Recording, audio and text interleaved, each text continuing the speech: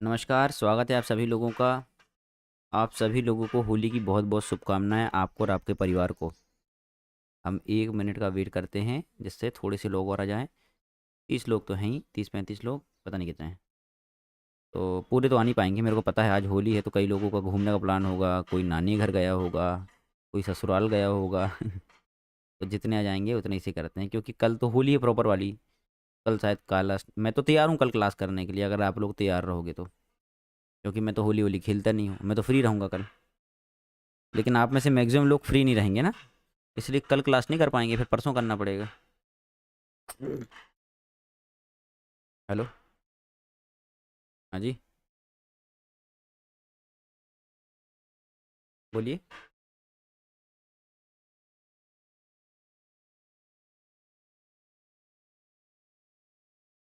अच्छा अच्छा।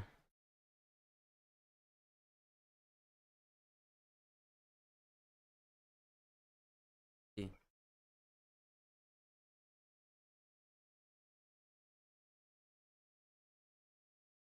ठीक है, आप मेरे को शाम को कॉल, अभी कोर्स की ही क्लास चल रही है। ये तीसरी, आज थर्ड क्लास है, मैंने बताया था। थर्ड है फोर्थ है, शाम को 5:30 बजे के बाद। ओके। हाँ, ठीक है, काफ़ी लोग आ गए, 30 लोग हो गए। चलिए स्टार्ट करते हैं।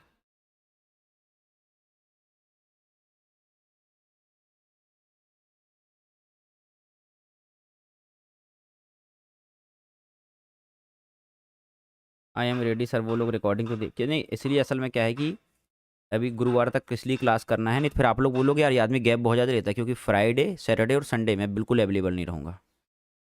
फ्राइडे सैटरडे संडे ना मैं लाइव स्ट्रीम करूँगा, ना मैं क्लास करूँगा, ना मैं कुछ करूँगा। बस मॉर्निंग के लिए मेंबरशिप का 1 घंटे का लाइव कर दूँ। फ्राइडे के दिन मॉर्निंग का मेंबरशिप का लाइव कर दूँगा, 1 घंटे वाला बस। दोपहर का लाइव और रात वाला कोर्स वाला लाइव नहीं होगा। फ्राइडे सैटरडे संडे 3 दिन तक नहीं होगा, मैं बाहर रहूँगा क्योंकि तो अभी 2-3 क्लास में करूँगा और आपको प्रॉपर वाले होमवर्क दूंगा, तो आप लोग कम से कम 3 दिन तक प्रैक्टिस करोगे। और स्लो स्लो लर्निंग करो ना तो ही समझ में आता है। अब जैसे मैं आपको कैंडल स्टिक के 4-5 क्लासेस पढ़ाने वाला हूँ, आपको लगेगा कि सर ये चाहो तो आप एक क्लास में भी खत्म कर सकते हो, चाहूँ तो मैं कर सकता हूँ एक क्लास में खत्म। लेकिन 5 क्लास इसलिए पढ़ा रहा हूँ क्योंकि यही तो सबसे इंपॉर्टेंट है भाई। पूरा शेयर मार्केट का जितना भी अपन काम करते हैं, मैं जितना भी काम करके पैसा कमाता हूँ या आप लोग करने वाले हो, उसका मेन है ही यही छे पूरा। पूरा गेम ही इसी का है। आपको ही पता है ये वाली बात। देखो कोई स्ट्रेटजी नहीं होती, मैं बता रहा हूँ कैंडल स्टिक में ही महारत हासिल कर लो, यही सब कुछ है। यही आपको असली पैसा देगा, याद रखना। मेरी बात लिख के रख लो, ये वाली बात अगर आप अभी नहीं समझ रहे हो तो आज से 4 साल बाद समझोगे या 3 साल बाद समझोगे कि यार वो आदमी बोलता था, बहुत काम की बात बोलता था। सबर सब कुछ इसी में छुपा हुआ है, कैंडल भी, कैंडल ही तो सब कुछ है।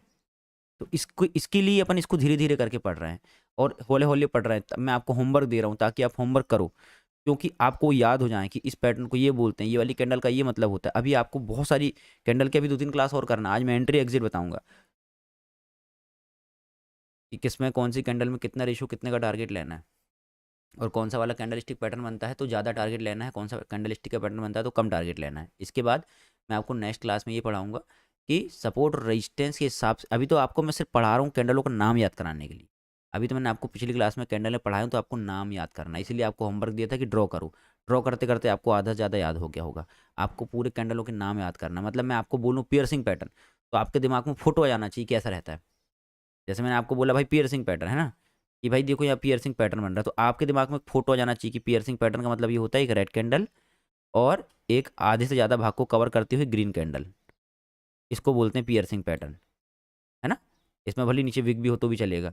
इसको बोलते हैं पियर्सिंग पैटर्न। इसके हाफ से ज़्यादा एरिया के ऊपर क्लोज करना चाहिए और इसकी, इसके पास नहीं आना चाहिए, इसके ऊपर नहीं आना चाहिए। इसको बोलते हैं पियर्सिंग पैटर्न। मतलब कहने का मतलब क्या है कि मैं आपको ये बोल रहा हूँ कि मैंने, या आपने कहीं भी देखे या नाम सुने कि भाई पियर्सिंग पैटर्न, तो आपका नाम याद है। आपने सुने 3 ब्लैक क्राउस तो आपको पता चल जाना चाहिए ऐसे करके 3 रेड कैंडल होती हैं। आपने सुने मदर बेबी कैंडल तो आपको पता रहना चाहिए भाई मदर बेबी कैंडल या तो ऐसी होती है या तो फिर ऐसी होती है, ऊपर साइड में होती है, इसका हाई ब्रेक नहीं करती। तो आपने सुने डार्क क्लाउड कवर, तो आपको पता होना चाहिए कि डार्क क्लाउड कवर ऐसा होता है,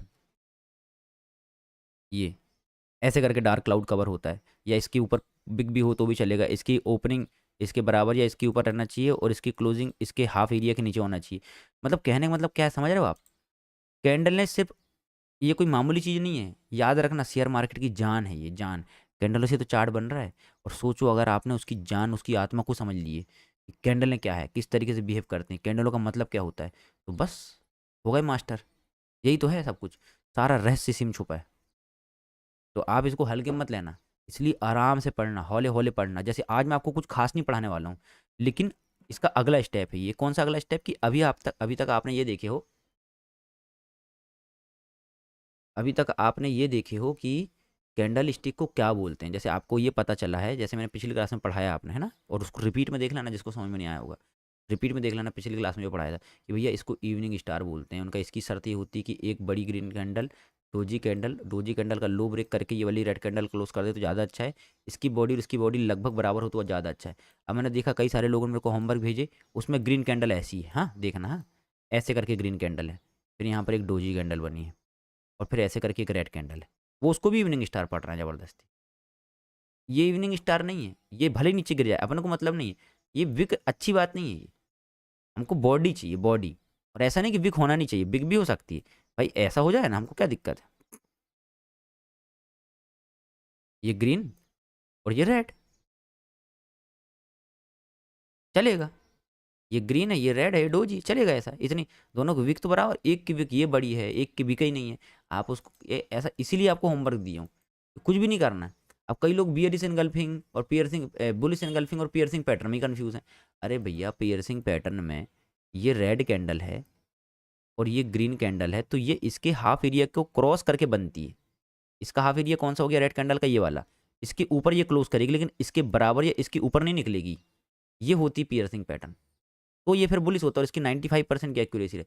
अब कुछ लोग क्या कर रहे हैं, ये रेड कैंडल बनी है और ये बनी ग्रीन कैंडल, उसी में कंफ्यूज हो गए, सर ये पियर्सिंग पैटर्न है क्या। अरे भाई दोनों में फ़र्क है, कंफ्यूज मत हो। इसलिए बोलता हूँ कि अगर समझ में नहीं आ रहा है तो रिपीट में देख लो ना वीडियो, मेहनत करोगे तब ना पैसा मिलेगा। मेहनत करने को तैयार नहीं हो, बैठे बैठे सारा माल थोड़ी ना मिलेगा। मेहनत भी करो, हमने आपको पढ़ा दिया, आपका काम है कि अगर एक बार में समझ में नहीं आ रहा तो 2 बार 3 बार देखो, 4 बार देखो ना। इसलिए तो बीच बीच में गैप दे रहा हूँ, एक एक 2 दिन का, कि आपको टाइम मिले समझने का। लगातार पढ़ाऊंगा ना सर के ऊपर से निकल जाएगा। अभी अभी मैं लगातार 5 दिन तक क्लास ले लूँ, हालत ख़राब हो जाएगी आप लोग की। बोलोगे सर सब सब कुछ हमारे सर के ऊपर से आ रहा है, इतना फास्ट मत पढ़ाओ। अभी मैं आपको धीरे धीरे इसलिए पढ़ा रहा हूँ कि एक दिन पढ़ाऊँ तो एक दिन उसको जज करो आप। और बोल रहा हूँ कि पुराने चार्ट में तो करो ही करो, साथ में लाइव चार्ट में करो। और लाइव चार्ट कहाँ मिलेगा, डॉ जोन्स का चार्ट। जैसे आज मैं आपको पढ़ाऊंगा, और अगर आज आपको टाइम मिलेगा, मान लो होली का दहन में आप शामिल नहीं हो रहे हो, तो आज डॉ जोन्स का मार्केट खुलेगा रात में 8 बजे। मैं लाइव मार्केट में बनाओ ना यार, प्रिडिक्ट करो, बने हुई चार्ट में मत बनाओ, प्रिडिक्ट करो आगे। जैसे पहले पास्ट चार्ट में बना लो, फिर आज डाउ जोन्स का चार्ट खुलेगा रात में 8 बजे, डॉ जोन्स का मार्केट खुलेगा। तो आपको क्या करना है, 8 बजे डॉ जोन्स का जो चार्ट चलेगा उसमें आपको ये पैटर्न बनाना है, और देखना है कि फिर वो आपने पैटर्न बना दिए, वहाँ पर आपने शॉर्ट और लॉन्ग की पोजीशन बना ली, फिर देखते हैं कि टारगेट मिल रहा है कि नहीं। उससे आपको कॉन्फिडेंस आएगा, पुराना पास्ट चार्ट में नहीं करना है आपको। ठीक है चलो, मैं आपको ये बता रहा हूँ कि कैसे आप परफेक्शन ला सकते हो अपनी कैंडल स्टिक में, मास्टरी मास्टरी कैसे कर सकते हो।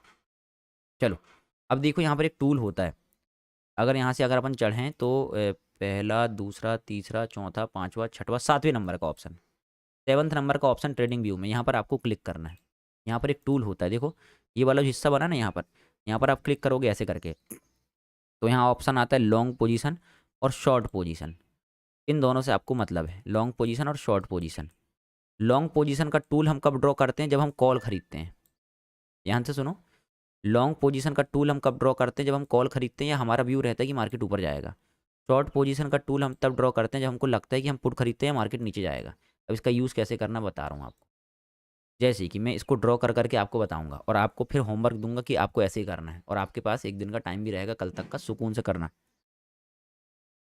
देखो जैसे कि अब ये इवनिंग स्टार, आपने पहले चार्ट देख लिए, हाँ भैया चार्ट बन रहा है, ये रजिस्टेंस लेवल है। अच्छा हाँ, मैं रजिस्टेंस और सपोर्ट अभी नहीं पढ़ा रहा हूँ, अगली क्लास में आपका सपोर्ट और रजिस्टेंस पढ़ाया जाएगा। मैं चाहता तो आज भी पढ़ा देता, लेकिन क्यों नहीं पढ़ा रहा हूँ पता है, जब मुश्किलें पैदा होती है ना, तभी आविष्कार होता है चीज़ों का। जैसे जब लोगों को चलने में प्रॉब्लम आ रही थी, तो गाड़ी का आविष्कार हुआ, टू व्हीलर का आविष्कार हुआ, टांगे का आविष्कार हुआ, फिर कार का आविष्कार हुआ, फिर लोगों को एक देश से दूसरे देश में जाने में प्रॉब्लम आ रही थी, तो फिर जहाज़ का आविष्कार हुआ, फिर जहाज़ में लोगों को लग रहा था कि बहुत ज़्यादा टाइम हो रहा है, तो फिर एरोप्लेन का आविष्कार हुआ।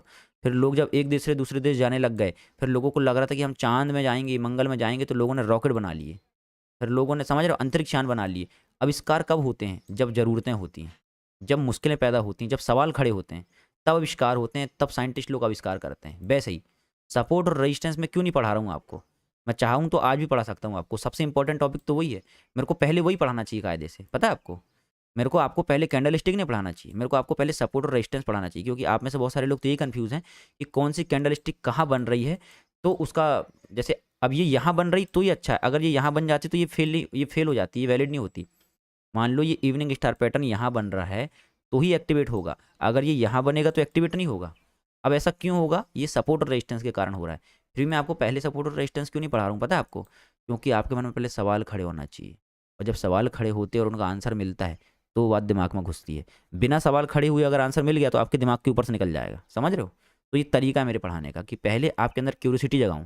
जब आपके अंदर क्यूरियोसिटी जग जाएगी कि यार ये ऐसा हो क्यों रहा है, सर ने यहीं पर डार्क क्लाउड कवर क्यों ड्रॉ करे, सर ने यहाँ पर डार्क क्लाउड कवर क्यों ड्रॉ करे, कहीं और क्यों नहीं करे, यहाँ क्यों नहीं करे, यहाँ ही क्यों करे, या फिर यहाँ पर ट्विजर बॉटम क्यों बोले, यहाँ क्यों नहीं बोले, यहाँ क्यों नहीं बोले।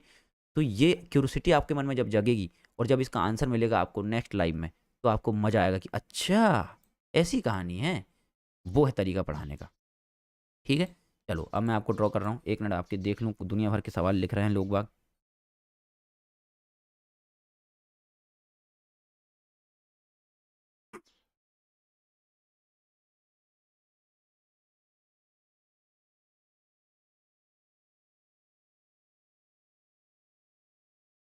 जिरोधा में डब्लू नहीं दिखता है, डब्लू की बात आ कहाँ से गई वैसे, कुछ भी। डब्लू पढ़ा रहे हैं क्या अपन यहाँ पर, अभी अभी अपन चार्ट पैटर्न थोड़ी ना पढ़ रहे हैं, अपन अभी कैंडल स्टिक पैटर्न पढ़ रहे हैं। चार्ट पैटर्न अलग होता है, कैंडल स्टिक पैटर्न अलग होता है, समझे, वो बाद में पढ़ाऊंगा। चलो यहाँ देखो, अब जैसे कि सपोर्ट याद रखना, सपोर्ट और रेजिस्टेंस में नेक्स्ट लाइव में पढ़ाऊंगा, जब आपको कन्फर्मेशन मिल जाएगा और परफेक्ट पता चल जाएगा कि यहीं की शूटिंग स्टार को अपन ने क्यों आइडेंटिफाई करे। यहाँ और भी जगह कई जगह शूटिंग स्टार बनते रहती है, जैसे यहाँ बनी शूटिंग स्टार, ये हमने यहाँ इसको शूटिंग स्टार क्यों नहीं माने, हमने यहीं पर इसको शूटिंग स्टार क्यों कंसिडर करे। देखो बनी तो यहाँ भी है, ध्यान से देखो, ये वाली कैंडल दिख रही है आपको, ये भी तो शूटिंग स्टार है। तो यहाँ पर अपन ने पुट क्यों नहीं खरीदे, ये वाली शूटिंग स्टार पे क्यों खरीदे, इसलिए नहीं कि ये बने हुए चार्ट में बन गया इसलिए। इसका आंसर आपको नेक्स्ट लाइव में मिल जाएगा, क्यों, क्योंकि आज आपके अंदर पहले सवाल खड़े होना चाहिए, तब नेक्स्ट क्लास में आपका आंसर मिलेगा। अभी भी आपका होमवर्क यही रहेगा कि आपको ये कैंडल आइडेंटिफाई करना है आज के डाउ जोन्स के चार्ट में, अगर आप कर सको तो। अदरवाइज पुराना चार्ट उठाना, निफ्टी बैंक निफ्टी का 1-1.5 महीना पुराना, और वहाँ पर आपको आइडेंटिफाई करना है और परफेक्ट आइडेंटिफाई करना। आपको कहाँ बन रही वो कैंडल्स इंपॉर्टेंट नहीं है अभी, अभी आपको बस कैंडल स्टिक पैटर्न परफेक्ट होना चाहिए। वो वैलिड है कि नहीं इससे आपको मतलब नहीं, डार्क क्लाउड कवर दिखना चाहिए, इवनिंग स्टार दिखना चाहिए, यहाँ भी बनेगा तो भी चलेगा, कोई दिक्कत नहीं, आप बस बनाओ। मैं देखना चाहता हूँ कि आप कैंडल को आइडेंटिफाई करना सीख गए कि नहीं सीख गए। मतलब कि मैं बोलूँ बियरिश इनगल्फिंग कैंडल तो आपके दिमाग में पिक्चर छप जाना चाहिए कैसी रहती है। मैंने बोला ट्विजर बॉटम तो आपको पता चल जाना चाहिए कि पिक्चर कैसी होती, आपके दिमाग में उसकी फोटो आ जाना चाहिए कुल मिला के। इसके बाद आपको, अब चलो यहाँ पर देखते हैं कि 1:1 कब लेते हैं, 1:2 कब लेते हैं, कौन से कैंडल स्टिक पैटर्न में बड़े टारगेट मिलते हैं। तो यहाँ पर अपन गए शॉर्ट पोजीशन में, क्यों गए शॉर्ट पोजीशन में, क्योंकि अपन शूटिंग स्टार कैंडल का टारगेट और स्टॉप लॉस निकालने वाले हैं। शूटिंग स्टार कैंडल का, शूटिंग स्टार कैंडल एक नेगेटिव साइन होता है, उसके बाद अपन पुट खरीदते हैं या मार्केट को शॉर्ट करते हैं तो मार्केट नीचे आता है। अब इसकी शर्त क्या होती है कि ये रेजिस्टेंस लेवल के आसपास बनती है, जहाँ भी शूटिंग स्टार कैंडल क्लोज होती है वहाँ पर अपनी एंट्री बनती है। शूटिंग स्टार कैंडल का हाई अपना एसएल होता है, ये एक स्कैल्पिंग या 1:1 की ट्रेड को आइडेंटिफाई करने में काम आती है। क्या, शूटिंग स्टार कैंडल। कॉपी और पेन लेके बैठे रहो और लिखते रहो, भूल जाओगे, यकीन मानो भूल जाओगे, कॉपी और पेन में लिखते रहो कि शूटिंग स्टार कैंडल 1:1 स्कैल्पिंग करने के लिए बहुत ज़्यादा यूज़फुल होती है। लिखो उसको 1:1। टारगेट स्टॉप लॉस कितने पॉइंट का, 77 पॉइंट का, 77 पॉइंट का टारगेट रखेंगे हम। 1:1 ये हो गया 77 पॉइंट का टारगेट यहाँ पर। अब ये यहाँ पर आके कंप्लीट होगा। अब इसकी शर्त है, जब तक हमारा स्टॉप लॉस हिट नहीं होगा तब तक हम लॉस बुक नहीं करेंगे, जब तक हमारा टारगेट बुक नहीं होगा तब तक हम प्रॉफिट बुक नहीं करेंगे। देखो टारगेट हिट हुआ। इसकी एक और चीज़ है, एडवांस चीज़, वो बता दे रहा हूँ अभी। अगर शूटिंग स्टार कैंडल बहुत बड़ी बनी है, अगर शूटिंग स्टार कैंडल बहुत बड़ी बनी है तो हम उसके रिट्रेसमेंट का वेट करेंगे हाफ एरिया तक। जैसे कि ये शूटिंग स्टार कैंडल आपको लग रहा है कि यार 77 पॉइंट्स की है या 80 पॉइंट्स की है, मतलब बहुत बड़ी है। अगर हम ऑप्शन में इसका स्टॉप लॉस रखेंगे तो 40 पॉइंट का हो जाएगा, जो कि अच्छी बात नहीं है। 40 पॉइंट का स्टॉप लॉस कोई थोड़ी ना रखता है भाई, वो भी जब हम स्कैल्पिंग कर रहे हैं तब। तो अच्छे लोग क्या करते हैं, इसके इस शूटिंग स्टार कैंडल का हाफ निकालो, ये आ गया इसका हाफ, इसके हाफ में रिट्रेसमेंट का वेट करो, जैसे ही हाफ को टच करे, टच करते ही साथ पुट खरीदो। नोट करो इसको कॉपी में, समझो मैं क्या बोल रहा हूँ, सुनो और उसको नोट करो कॉपी में। अगर shooting star candle normal size की है 20 पॉइंट की 25 पॉइंट की तो ठीक है, जहाँ क्लोज हो रही है वहीं पर एंट्री बना लो।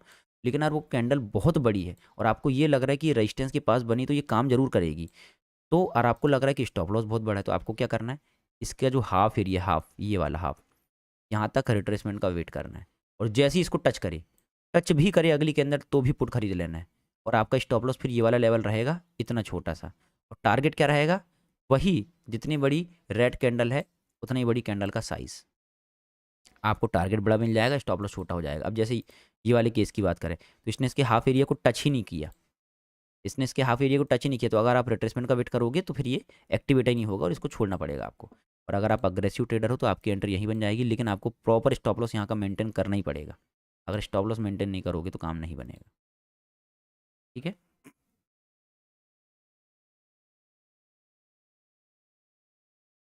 चलो आगे बढ़ते हैं, ये शूटिंग स्टार है, लिखे इसको कॉपी में। अब जैसे ये मॉर्निंग स्टार है, यहाँ पर मॉर्निंग स्टार पैटर्न एक बुलिश साइन होता है। मॉर्निंग स्टार पैटर्न एक कैसा साइन होता है, बुलिश साइन होता है। 1:1 के लिए ही इसको यूज़ करना चाहिए, या ज़्यादा से ज़्यादा 1:2 बस। ये बहुत बड़े टारगेट के लिए नहीं एक्टिवेट होता, अभी हो गया एक अलग बात है, लेकिन आपको यही रूल याद रखना है, ये स्कैल्पिंग के लिए ही काम आता है। 1:1 के लिए ही ट्रेड करना है आपको इसमें, नहीं तो आप हर बार बड़े बड़े टारगेट के लिए जाओगे तो आपको मिलेगा नहीं। मॉर्निंग स्टार पैटर्न या इवनिंग स्टार पैटर्न 1:1, ज़्यादा से ज़्यादा 1:2 के लिए यूज़ किया जाता है, ज़्यादा बड़े टारगेट के लिए नहीं। 5 मिनट के टाइम फ्रेम में जो बनता है, इसको भी कॉपी में नोट करो। आपको यहाँ पर एंट्री नहीं बनाना है क्योंकि अभी आप रेडी नहीं हुए हो।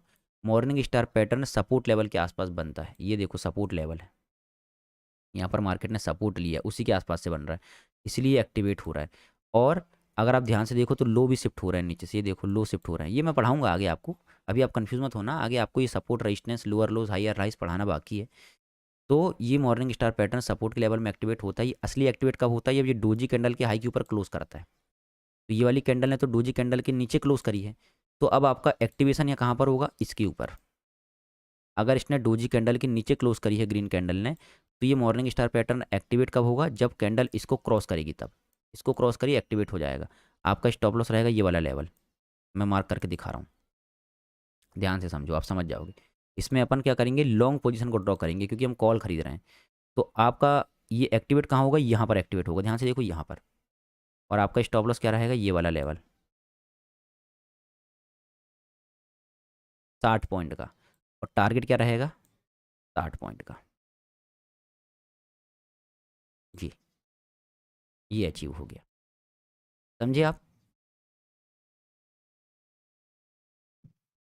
समझे आप कैसे ड्रॉ करना है इसको, मॉर्निंग स्टार पैटर्न। धीरे धीरे पढ़ाऊंगा मैं, आराम आराम से पढ़ाऊंगा मैं, बोर मत होना। लेकिन ये बहुत देखो, मैं कैंडल स्टिक पैटर्न को धीरे धीरे क्यों पढ़ा रहा हूँ, इसका एक रीज़न है, क्योंकि यही जान है शेयर मार्केट की, यही चार्ट की जान है।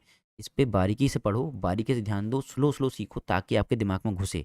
बस मेरी बातों को सुनते जाओ सुनते जाओ सुनते जाओ, सब सीख जाओगे। बस सुनते जाओ सच्चे मन से, कान खुले रख के सुनते जाओ। मैं यकीन मानो अगर तुमने मेरे को 2 महीना सुन लिए ना, तुम ट्रेडर बन जाओगे। सिर्फ सुन लो बस, सुनते जाओ बस, और कॉपी पेन लेके नोट करते जाओ।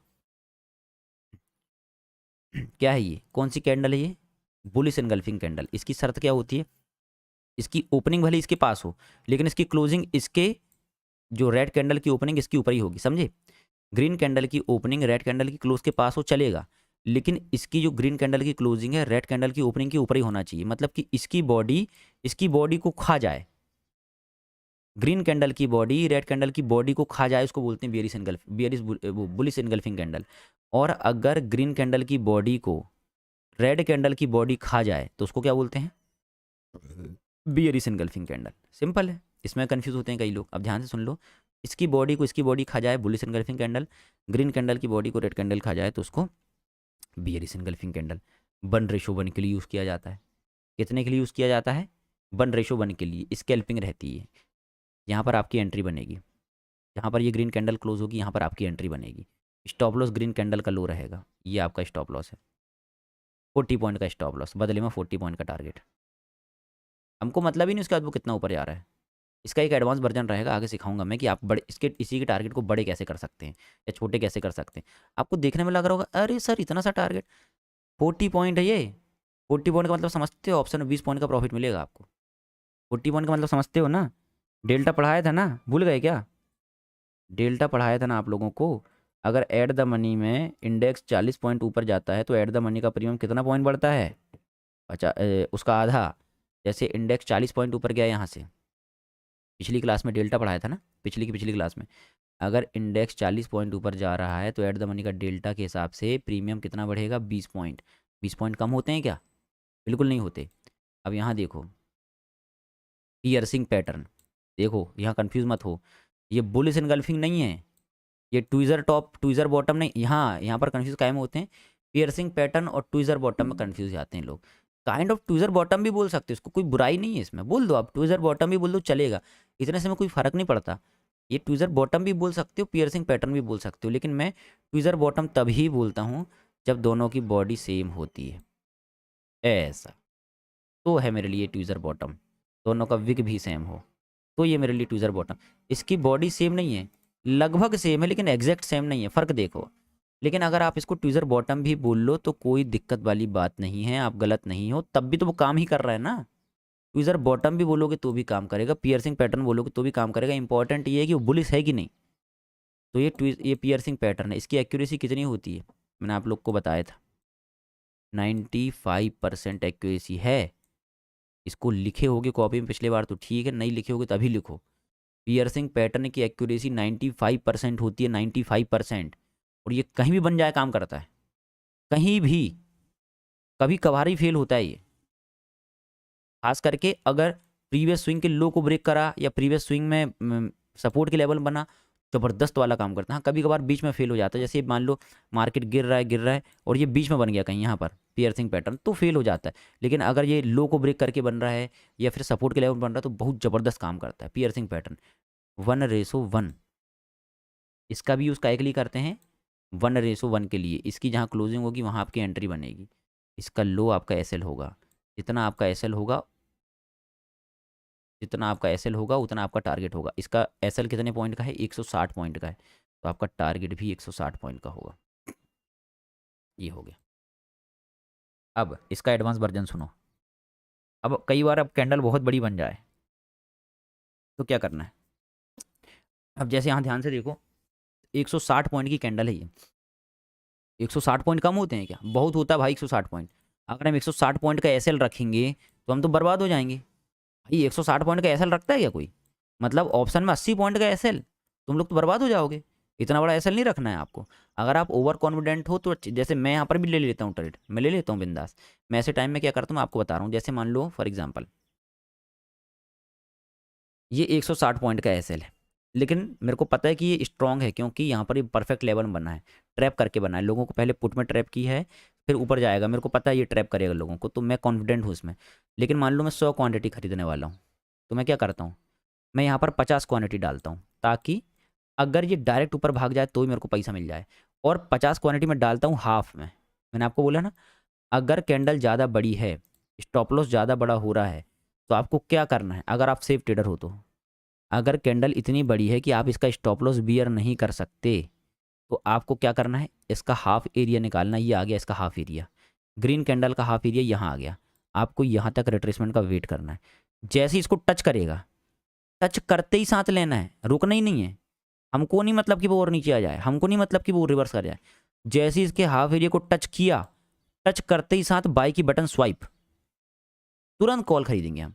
और इसके बाद हमारा टारगेट रहेगा ये वाला लेवल, इतना स्टॉप लॉस उतना ही टारगेट, चाहो तो डबल भी टारगेट ले सकते हो। तो मैं क्या करता हूँ ऐसे टाइम में कि भैया मेरे को लग रहा है कि स्टॉप लॉस बड़ा हो रहा है, तो मैं 100 क्वांटिटी लेने वाला हूँ, तो मैं 50 क्वांटिटी यहाँ लेता हूँ, ताकि अगर सीधे सीधे ऊपर चल जाए तो मेरे को 50 क्वांटिटी में प्रॉफिट मिल जाए। और 50 क्वांटिटी लेता हूँ जब वो हाफ एरिया को टच करता है तब, समझ रहे हो? और इसके बाद जब वो ऊपर जाता है तो एवरेज होकर बहुत बड़ा प्रॉफिट मिलता है। लेकिन ऐसा कभी कभार होता है कि इतनी बड़ी कैंडल बनती है। लेकिन आप समझ रहे हो क्या करना है? जब कैंडल बड़ी बन जाए तो हमको क्या करना है? हाफ एरिया का वेट कर लेना है। ठीक है, यहाँ भी हो गया।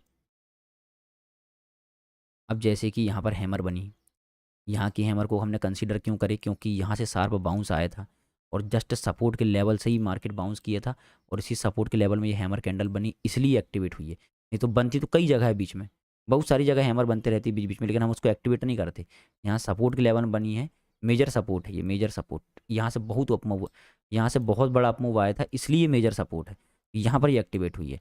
लेकिन हैमर कैंडल का भी यूज़ हम काय के लिए करते हैं, 1:2 या 1:1 के लिए, इससे ज़्यादा नहीं। कई भी कभार हैमर कैंडल बॉटम को फाइंड आउट करने के लिए भी यूज़ की जाती है और बहुत बड़े टारगेट दे देती है, लेकिन ऐसा रेयर केस में होता है, उस पर हमको ध्यान नहीं लगाना है। हैमर कैंडल लिखो कॉपी में, हैमर कैंडल 1:1 या ज़्यादा से ज़्यादा 1:2 के लिए यूज़ किया जाता है। चलो देखते हैं कैसे यूज़ होगा ये। यहाँ पर लॉन्ग की पोजीशन बनाएंगे, जहाँ हैमर कैंडल क्लोज होगी वहाँ हम ऐड करेंगे क्वांटिटी। जितनी बड़ी हैमर कैंडल है उतना स्टॉप लॉस रहेगा। 52 पॉइंट की कैंडल है, 52 पॉइंट का टारगेट जी आ गया, टारगेट अचीव। 52 पॉइंट की कैंडल, स्टॉप लॉस 52 पॉइंट का टारगेट। और वही आपको बोला हूँ, अगर आपको लग रहा है कि स्टॉप लॉस बड़ा हो रहा है तो आपको क्या करना है, हाफ एरिया तक आने का वेट करना है। हाफ एरिया में आया, जैसे ही टच किया कॉल खरीद लो, आपका स्टॉप लॉस भी छोटा बन जाएगा, आपका टारगेट भी बड़ा बन जाएगा। सिंपल। देखो बहुत सारी चीज़ें आपको पता है इनमें से, लेकिन ये जो जैसे मैं बता रहा हूँ कि भैया सेफ ट्रेडर हो तो क्या करो, हाफ एरिया में रिट्रेसमेंट करने का वेट कर लो, क्योंकि कई बार 90% टाइम करता है। एक और चीज़ कॉपी में नोट करो, एक और चीज़ कॉपी में नोट करो, अगर कोई कैंडल बहुत बड़ी बनी है ग्रीन या रेड और अपने को एंट्री बनाने में दिक्कत जा रही है, हमेशा हाफ, जैसे मान लो ये रेड कैंडल बनी है और इसको देख के आपको पुट खरीदना है, लेकिन आपका एसएल बहुत बड़ा बन रहा है 100 पॉइंट का, तो आप क्या करो, अगली जो कैंडल ओपन होगी उसको इसके हाफ एरिया तक आने का वेट करो, और जैसे ही ये विक बनाए, मतलब इसको इसके हाफ एरिया को टच करे, अपने को पुट खरीदना है, 90% चांस ही वो यहाँ से लौट जाएगी, आपका स्टॉप लॉस छोटा सा बन जाएगा। इसको आप अपनी लैंग्वेज में अपनी कॉपी में नोट कर लो।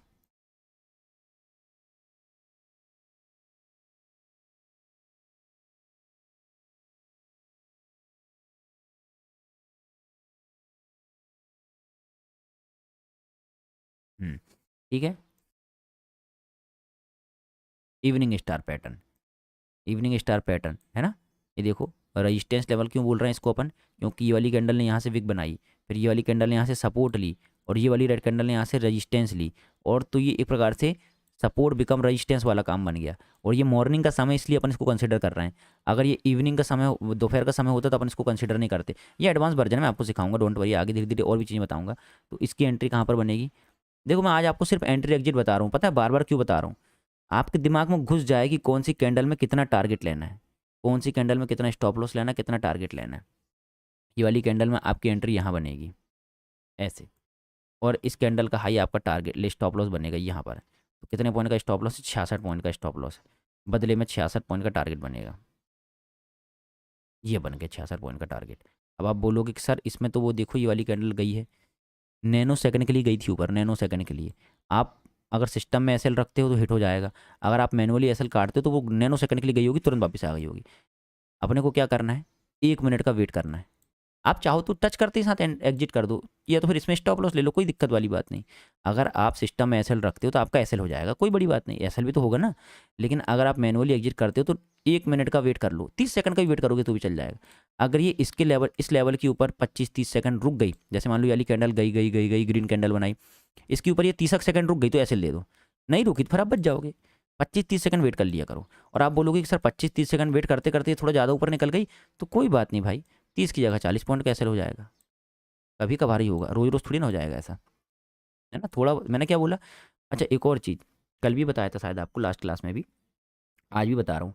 अब मेरे पास एक डायरी है, आप लोग भी एक डायरी बनाओ, उस डायरी का सबसे पहला रूल लिखो, उसको एक मार्कर पेन से लिखो, आप डायरी के पहले पन्ने में सबसे पहला रूल लिखो शेयर मार्केट का, कि कुछ भी 100% नहीं होता और कभी भी आप गलत हो सकते हो। यही सबसे इंपॉर्टेंट रूल है, पता है आपको।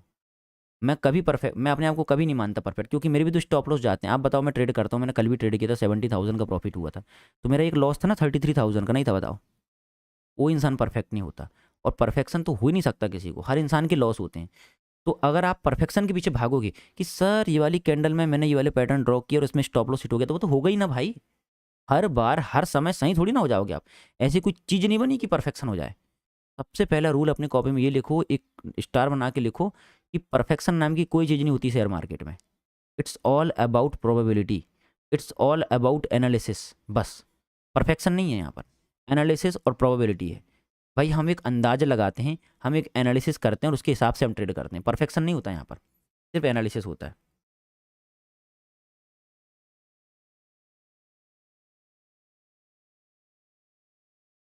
एक मिनट रुकना।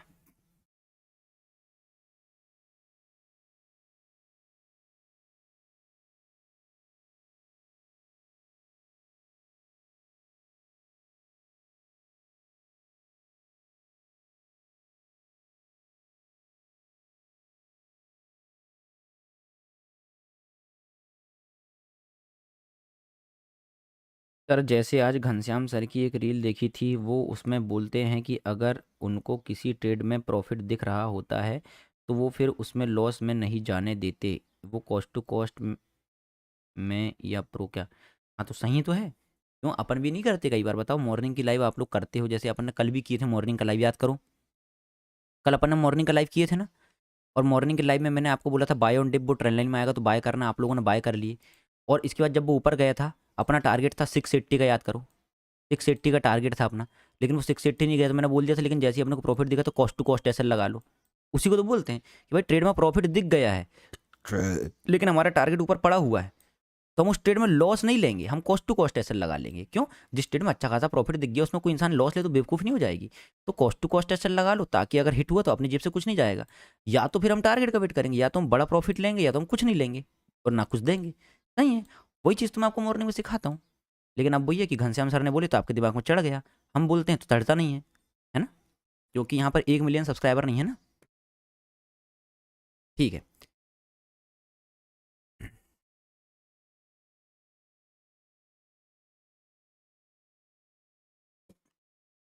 अब देखो यहाँ पर क्या बना है, पियर्सिंग पैटर्न। यहाँ पर क्या बना है, पियर्सिंग पैटर्न बना है। अब ये तो डे एंड में बना है। वैसे तो अपने को इतने 3 बजे अपन ट्रेड करते हैं क्या? नहीं करते, लेकिन फिर भी अब करना हो तो कर सकते हैं। देखो पियर्सिंग पैटर्न बना है, देखो यहाँ पर परफेक्ट पियर्सिंग पैटर्न बना है। देखो बड़ी रेड कैंडल और अच्छी खासी बुलिश ग्रीन कैंडल। अब देखो ये बुलिश ग्रीन कैंडल की खास बात क्या है कि यहीं से ओपन हुई है। अब यहाँ से ओपन होने के बाद ये इसके हाफ एरिया से ज़्यादा वाले भाग को कवर कर दी। मतलब जैसे रेड के, देखो ध्यान से समझो, मैं पियर्सिंग पैटर्न को बार बार क्यों बता रहा हूँ दोस्तों, क्योंकि पियर्सिंग पैटर्न की एक्यूरेसी बहुत खतरनाक है। 95% की एक्यूरेसी इसकी याद रखना, मैं पर्सनली इसमें बहुत ट्रेड करता हूँ। Piercing pattern most effective pattern है, सबसे खतरनाक पैटर्न है पियर्सिंग पैटर्न। पियर्सिंग पैटर्न बहुत ज़बरदस्त पैटर्न है, और डार्क क्लाउड कवर बहुत ज़बरदस्त पैटर्न है ये, है ना। तो अब देखो इसकी खास बात क्या होती है कि इसका जो ओपनिंग है रेड कैंडल का, इसके ये नीचे क्लोज करेगा ये ग्रीन कैंडल, और इसके जो हाफ एरिया है रेड कैंडल का हाफ एरिया इसके ऊपर क्लोज करेगा। अब देखो यहाँ पर अपनी एंट्री क्या बनती है, 1:1 की ही ये सारी चीज़ है ना, क्योंकि अपन इसको एज ए स्कैल्पिंग और लॉन्ग ट्रेड दोनों में कंसिडर करो तो 1:1 ही होता है। अब देखो इसका एस एल कहाँ हो रहा है, यहाँ हो रहा है। कितने पॉइंट का एस एल है, 110 पॉइंट के आसपास का एस एल। 110 पॉइंट कहाँ आ रहा है, ये आ रहा है 110 पॉइंट, 113 पॉइंट। लेकिन देखो ये उस दिन अचीव ही नहीं होगा। क्यों नहीं होगा अचीव? क्योंकि भैया 3 बजे हम एंट्री बना रहे हैं, तो 3:30 बजे तक का टाइम है और 110 पॉइंट का ऐसा है, तो 110 पॉइंट का टारगेट 3:30 बजे तक अचीव होना पॉसिबल नहीं है। फिर ये देखो नेक्स्ट डे अचीव हो रहा है, उस दिन अचीव नहीं होगा। लेकिन तब भी ये कितने पॉइंट का टारगेट देगा अगर आप ध्यान से देखो तो, ये देखो 80 पॉइंट का टारगेट दे ही दिया। अब आपको क्या करना, मैंने एक चीज़ और सिखाया था, याद आया आप लोग को? एक चीज़ और सिखाया मैंने आप लोग को कि अगर आपको लग रहा है कि आपका एसएल बड़ा हो रहा है और आप सेफ ट्रेडर हो, तो क्या करना है आपको, पियर्सिंग पैटर्न का हाफ एरिया निकालना है। जैसे कि ये पियर्सिंग पैटर्न है और इसका हाफ एरिया निकालोगे तो एग्जैक्टली यहीं पर आएगा, और आपको यहाँ पर अब एंट्री बनाना है।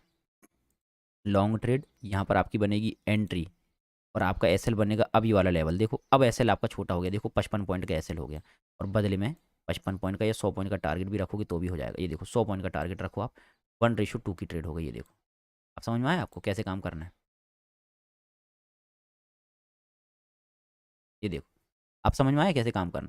अगर आपको लग रहा है कि आपका एसएल बढ़ा तो आप हाफ एरिया के आसपास का रिट्रेसमेंट का वेट कर लो, यहाँ पर आप एंट्री बना लो, ये एसएल रख लो। आपको ना कभी लॉस देखना ही नहीं पड़ेगा अगर आप परफेक्शन के पीछे भाग, वो मतलब अगर आप थोड़ा सब्र रखोगे तो। देखो अगर आप रिट्रेसमेंट का वेट करोगे ना, बड़ी कैंडल बनी है, अपना चार्ट पैटर्न बड़ा वाला बना और आपका स्टॉप लॉस बड़ा हो रहा है, अगर आप रिट्रेसमेंट का वेट करोगे ना, मैं सही बता रहा हूँ, जैसे आपने देखी हो जब मैं स्कैल्पिंग करता हूँ आप लोग के सामने लाइव ट्रेडिंग में, मेरे को लॉसेस नहीं होते, बहुत कम होते हैं। मेरा हम आपने हमेशा मेरा प्रॉफिट बढ़ते देखे होगे, कभी घटते देखे हो क्या? कभी घटते देखे हो आप लोगों ने मेरा लाइव ट्रेडिंग में प्रॉफिट? मैं लाइव ट्रेडिंग करता हूँ, लाइव स्कैल्पिंग करता हूँ आप लोग के सामने जब दोपहर वाली में, कभी घटते देखे हो मेरा प्रॉफिट? हमेशा बढ़ते ही देखे होगे, हमेशा बढ़ते ही रहता है वो, कभी घटता नहीं है। पता है क्यों? क्योंकि मैं जल्दबाजी नहीं करता, मैं रिट्रेसमेंट का वेट कर लेता हूँ। रिट्रेसमेंट आया, अब बताओ मेरी एंट्री यहाँ बनेगी, मेरे को कभी लॉस ही नहीं दिखेगा, बस प्रॉफिट ही दिखेगा, कभी लॉस ही नहीं दिखेगा, हमेशा प्रॉफिट दिखेगा मेरे को। जैसे इवनिंग स्टार भी बनता है ना, तो मैं यहाँ पर एंट्री नहीं बना लेता, मैं तो रिट्रेसमेंट का वेट कर लेता हूँ। जैसे यहाँ गया, आधा दिखा, मैंने यहाँ पर पुट खरीद लिया, अब इतना मैं लॉस झेल लूँगा आराम से, और फिर इसके बाद फिर मेरे को आराम से प्रॉफिट मिल जाएगा। और मैक्सिमम टाइम 95% टाइम तो मेरे को लॉस देखना ही नहीं मिलता, जस्ट एंट्री बनाता हूँ और एंट्री बनाते ही साथ प्रॉफिट दिखता है मेरे को, लॉस ही नहीं दिखता। क्यों? क्योंकि सब्र रखता हूँ मैं, जल्दबाजी नहीं करता।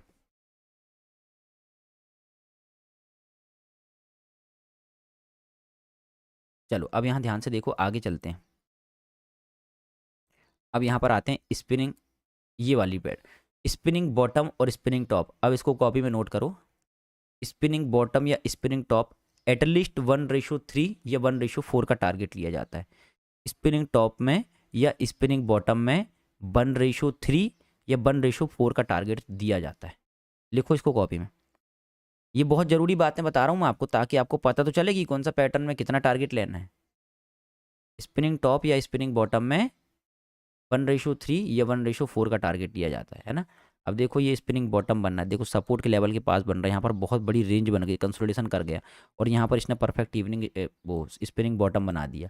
तो अपने को अब क्या करना है, जहाँ पर एक तो स्पिनिंग बॉटम की अच्छी बात पता है क्या लगती है मेरे को, मेरे को ये वाला पैटर्न बड़ा पसंद है। एक तो इसका एसएल बहुत ही छोटा होता है भाई, यहाँ पर इसकी ग्रीन कैंडल क्लोज हुई, ये वाली ग्रीन कलर की कैंडल, ग्रीन हो या रेड हो मैटर नहीं करता, वहाँ पर अपना एंट्री बन गया 21 पॉइंट का एसएल। इसके बदले में आप कम से कम 100 पॉइंट का टारगेट रखो, बड़ा मत रखो, 100 पॉइंट का टारगेट, 1:4 1:5 के आसपास का, ये अपन ने 100 पॉइंट का टारगेट रख लिए, और देखो अचीव हो, ये देखो अचीव हो गया कि नहीं हो गया बताओ, कितना अच्छा पैटर्न है ये।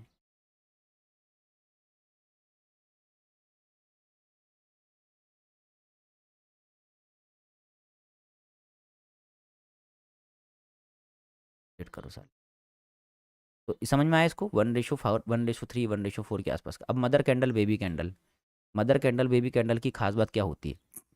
हाँ मदर कैंडल बेबी कैंडल से याद आया, इसमें कई लोग बहुत कंफ्यूज हैं भाई।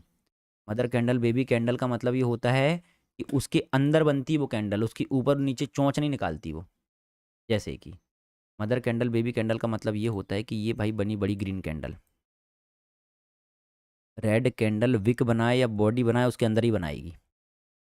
जो रेड कैंडल है वो बॉडी बनाए या विक बनाए, छोटी वाली कैंडल इस बड़ी ग्रीन कैंडल के अंदर ही रहेगी, इसके बाहर नहीं निकलेगी, और इसके हाफ एरिया के नीचे भी नहीं आएगी। समझ में आ रहा है? छोटी छोटी बातें बता रहा हूँ, सुन के लग रहा होगा बच्चों टाइप बता रहे हो, यही तो इंपॉर्टेंट है, तभी तो वो छोटी छोटी मैंने क्या बोल रहा हूँ, शेयर मार्केट में पैसा कमाना है, स्कैल्पिंग में, तो बारीकियों में ध्यान दो। बारीकियाँ नहीं देखते आप लोग, मेरे को जितने लोगों ने मदर कैंडल बेबी कैंडल का होमवर्क भेजे हैं, सारे लोग गलत हैं। ये दो चार ही लोग होंगे मुश्किल से सही होंगे, कुछ भी बना रहे हैं अल्लाह बल्ला कहीं भी। जबकि मैंने बता के रखा हूँ कि जो छोटी कैंडल है बड़ी कैंडल के बाहर नहीं निकलेगी भाई, उसके अंदर ही रहेगी वो। तो जब वो बिग बना रही बॉडी बना रही ऊपर, तो उसको मदर कैंडल बेबी कैंडल क्यों बोल रहे हो आप लोग? यहाँ पर बाहर निकली क्या कैंडल? देखो यहाँ बाहर निकली क्या, इसके हाई के ऊपर निकली क्या, इसके हाफ एरिया के नीचे निकली क्या? तो ये मदर कैंडल बेबी कैंडल, जब वो निकली नहीं है तो कैसे हो गई मदर कैंडल बेबी कैंडल? तो ये वाली बात ध्यान में रखो, और हाफ एरिया के नीचे भी नहीं आना चाहिए। ये जो ग्रीन कैंडल का हाफ है, इसका जो हाफ एरिया रहेगा आधा, उसके नीचे भी नहीं आना चाहिए, तब वो एक्टिवेट होती है, तब वो ऊपर निकलती, तो यहाँ पर अपनी एंट्री बनती। मैं बता रहा हूँ कैसे बनेगी।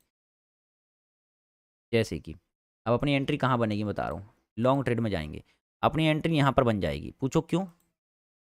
अपनी एंट्री यहाँ पर बन जाएगी, अपनी एंट्री यहाँ पर क्यों नहीं बन रही है, यहीं पर क्यों बन गई? क्योंकि इनसाइड के अंदर इनसाइड हो गया वो, मतलब कि मदर कैंडल, फिर बेबी कैंडल, फिर पोती कैंडल, और देखो ये ग्रीन कैंडल ने रेड कैंडल का हाई ब्रेक नहीं करी, ना ही लो ब्रेक करी, तो ऊपर निकलेगा तो कॉल की ट्रेड, नीचे निकलेगा तो पुट की ट्रेड। समझ में आ रही बात? ऊपर निकलेगा तो कॉल की ट्रेड, नीचे निकलेगा तो पुट की ट्रेड।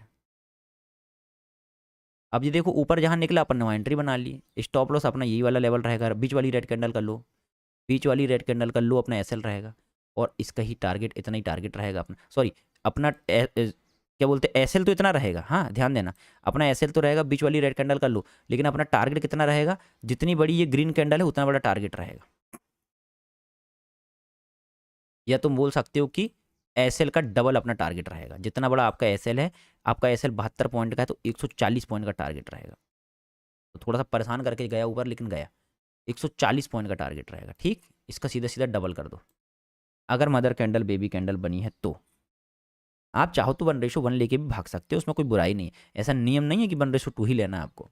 1:1 भी देखो, 1:1 मैं नॉर्मली, मैं आपको अपने बारे में बता देता हूँ। मेरी 99% स्कैल्पिंग, मेरी 99% स्कैल्पिंग 1:1 की होती हैं, चाहे वो कोई भी पैटर्न में बने। ध्यान दो यहाँ पर, मेरी 99% स्कैल्पिंग 1:1 की होती हैं, चाहे वो कोई भी पैटर्न हो, क्योंकि मैं रिस्क नहीं लेता, मैं लालच नहीं करता, तभी मैं पैसे कमाता हूँ। मेरे को लोभ लालच है ही नहीं। मेरे को पता है एक दिन में 20 प्रकार के पैटर्न बनते हैं, एक दिन में 20 प्रकार के पैटर्न बनते हैं। मेरे को 20 ट्रेड चाहिए, 200 पॉइंट मिल जाएंगे, पैसा ही पैसा हो जाएगा मेरे पास। मैं रिस्क लेता ही नहीं, ना लालच करता ना रिस्क लेता। मेरे को 1:1 मिला, मैं भाग जाता हूँ। काहे के लिए लोभ लालच करना, कभी कभार ही बस टारगेट बड़ा करता हूँ। तो बाकी आप खुद समझदार हो कि आपको कितना लेना है, मैंने अपना बता दिया। ठीक, तो स्पिनिंग बॉटम का हो गया, मदर कैंडल बेबी कैंडल का हो गया। हैंगिंग मैन, हैंगिंग मैन का लिखो कॉपी में। हैंगिंग मैन 1:4 की ही ट्रेड लेना है, चाहे कुछ भी हो जाए। हैंगिंग मैन के बारे में लिखो, हैंगिंग मैन एक रेयर पैटर्न है जो कभी कभार बनता है। इसमें हमेशा 1:4 का ही टारगेट लेना, चाहे कुछ भी हो जाए। हैंगिंग मैन में 1:4 का ही टारगेट लेना है। हैंगिंग मैन कब काम करती है, जब वो टॉप में बनती है या रजिस्टेंस लेवल के आसपास बनती है, और बहुत बड़े अपमूव के बाद बनती है। अच्छा खासा अपमूव जब होता है उसके बाद बनती है हैंगिंग मैन। आप में से कई लोगों ने मेरे को होमवर्क भेजे, कहीं भी हैंगिंग मैन बना रहे हैं, भगवान जाने पागलों टाइप, इसी को हैंगिंग मैन बोल दिए। हालांकि ये भी वर्क कर ही नीचे आया, लेकिन ये हैंगिंग मैन नहीं है भाई। एक तो ये डाउन मूव के बाद बन रही है, ऊपर से ना कोई अदबिलोनी जगह बन रही है, मतलब यहाँ कोई मेजर रेजिस्टेंस भी नहीं है, मेजर सपोर्ट भी नहीं है, कुछ भी नहीं है, बस ऐसे ही है। ये तो नॉर्मल कैंडल है एक तो। इसको तुम हैंगिंग मैन बोल लो, हैमर बोल लो, क्या फर्क पड़ता है। ना यहाँ पर हैमर वर्क करेगा, ना हैंगिंग मैन वर्क करेगा। भाई मार्केट नो वियर में है, ना सपोर्ट है ना रेजिस्टेंस है, बस ये छोटा सा टिक है यहाँ पर। अब सपोर्ट के लेवल में ये बन रहा है, तो ये क्या, उसको भी क्रॉस करके बन रहा है। ध्यान दो यहाँ पर, ये है सपोर्ट का लेवल, ये तो सपोर्ट लेवल के ऊपर क्लोज कर रहा है, तो इसको तुम एज ए सपोर्ट फेस करोगे। मतलब कंफ्यूजन है यहाँ पर। जब कंफ्यूजन है तो छोड़ दो भाई, कुछ मत करो। यहाँ कोई पैटर्न नहीं बन रहा है, कुछ है ही नहीं भाई, यहाँ पर कुछ नहीं है। यहाँ पर ना हैंगिंग मैन है, ना हैमर है, ना ड्रैगन, कुछ नहीं भाई। ये क्योंकि एरिया ही नहीं है ट्रेड करने के लायक। ये भी एक एडवांस लेवल की चीज़ है जो आपको धीरे धीरे सीखने मिलेगा। तो हैंगिंग मैन के बारे में क्या लिख रहे थे अपन, भूल गया मैं पढ़ाते पढ़ाते। हाँ, हैंगिंग मैन एक रेयर पैटर्न है, एक रेयर कैंडल है, कभी कभार बनती है, रजिस्टेंस के एरिया में बनती है या टॉप में बनती है, अच्छे खासे अपमूव के बाद बनती है। मतलब बैंक निफ्टी की बात करें तो कम से कम 200-250 पॉइंट के अपमूव के बाद बनती है। लिखो उसको कॉपी में, लिख रहे हो कि नहीं लिख रहे हो हैं। 200-250 पॉइंट के अपमूव के बाद बनती बैंक निफ्टी में, कम से कम 70-80 पॉइंट के अपमूव के बाद बनती है निफ्टी में, लिख रहे हो ना। और 1:4 का टारगेट लेना होता है कम से कम, कम से कम 1:4 का ही टारगेट चाहिए इसमें। इसकी एंट्री कहाँ बनती, चलो ध्यान दो। शॉर्ट पोजीशन बनाएंगे, क्योंकि यहाँ पर अपन बियरिश ट्रेड ले रहे हैं। इसकी एंट्री बन जाएगी जहाँ पर ये वाली कैंडल क्लोज होगी वहीं पर, मतलब हैंगिंग मैन की कैंडल क्लोज हुई और वहीं पर अपनी एंट्री बन गई। अरे बनना, हाँ। इसका स्टॉप लॉस रहेगा ये वाली कैंडल का हाई, हैंगिंग मैन का ही हाई, लेकिन कैंडल क्लोजिंग बेसिस पे रहेगा। क्या बेसिस पे रहेगा, टच के बेसिस पे नहीं, कैंडल की क्लोजिंग के बेसिस पे। हैंगिंग मैन में 5 मिनट की कैंडल में अपन जब ट्रेड करते हैं, तो जब तक कोई ग्रीन कैंडल इसके ऊपर क्लोज नहीं करेगी तब तक आपको स्टॉप लॉस नहीं देना है। लेकिन फिर भी अपन ड्रॉ करने के हिसाब से ये बना रहे हैं। ऐसा नहीं कि बिग बनाई कोई कैंडल है डर गए अपन, नहीं नहीं, कैंडल क्लोजिंग के बेसिस पे ही स्टॉप लॉस देना है। 1:4 का स्टॉप टारगेट रहेगा, 30 पॉइंट का एसएल है तो 120 पॉइंट का टारगेट रहेगा। ये देखो 120 पॉइंट का टारगेट ये मिल गया,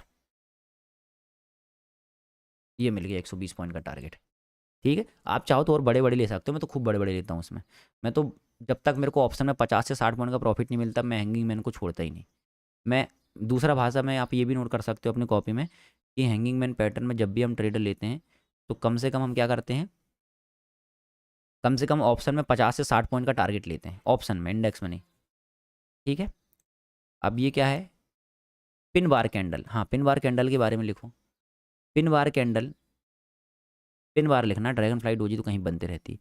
पिन बार कैंडल जब भी बनती है 1:4 का टारगेट लिया जाता है। हैंगिंग मैन जैसी ये भी, ये बॉटम में बनती है और बैंक निफ्टी जब 250 पॉइंट के आसपास गिरता है उसके बाद बनती है।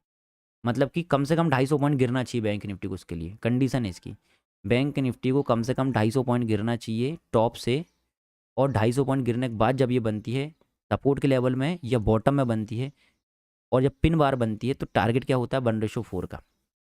यहाँ पर ये बनती है, देखो अब यहाँ पर लॉन्ग पोजीशन बनाएंगे, यहाँ पर ये बन गई, स्टॉप लॉस रहेगा ये वाली कैंडल का लो, ठीक। और आपको रूल याद रखना है, अगर मान लो पिन बार कैंडल बहुत बड़ी बनी है, खूब बड़ी बनी है, तो आप चाहो तो रिट्रेसमेंट का भी वेट कर सकते हो, हाफ का रिट्रेसमेंट कर दिया तो एंट्री, नहीं किया तो कोई दिक्कत नहीं।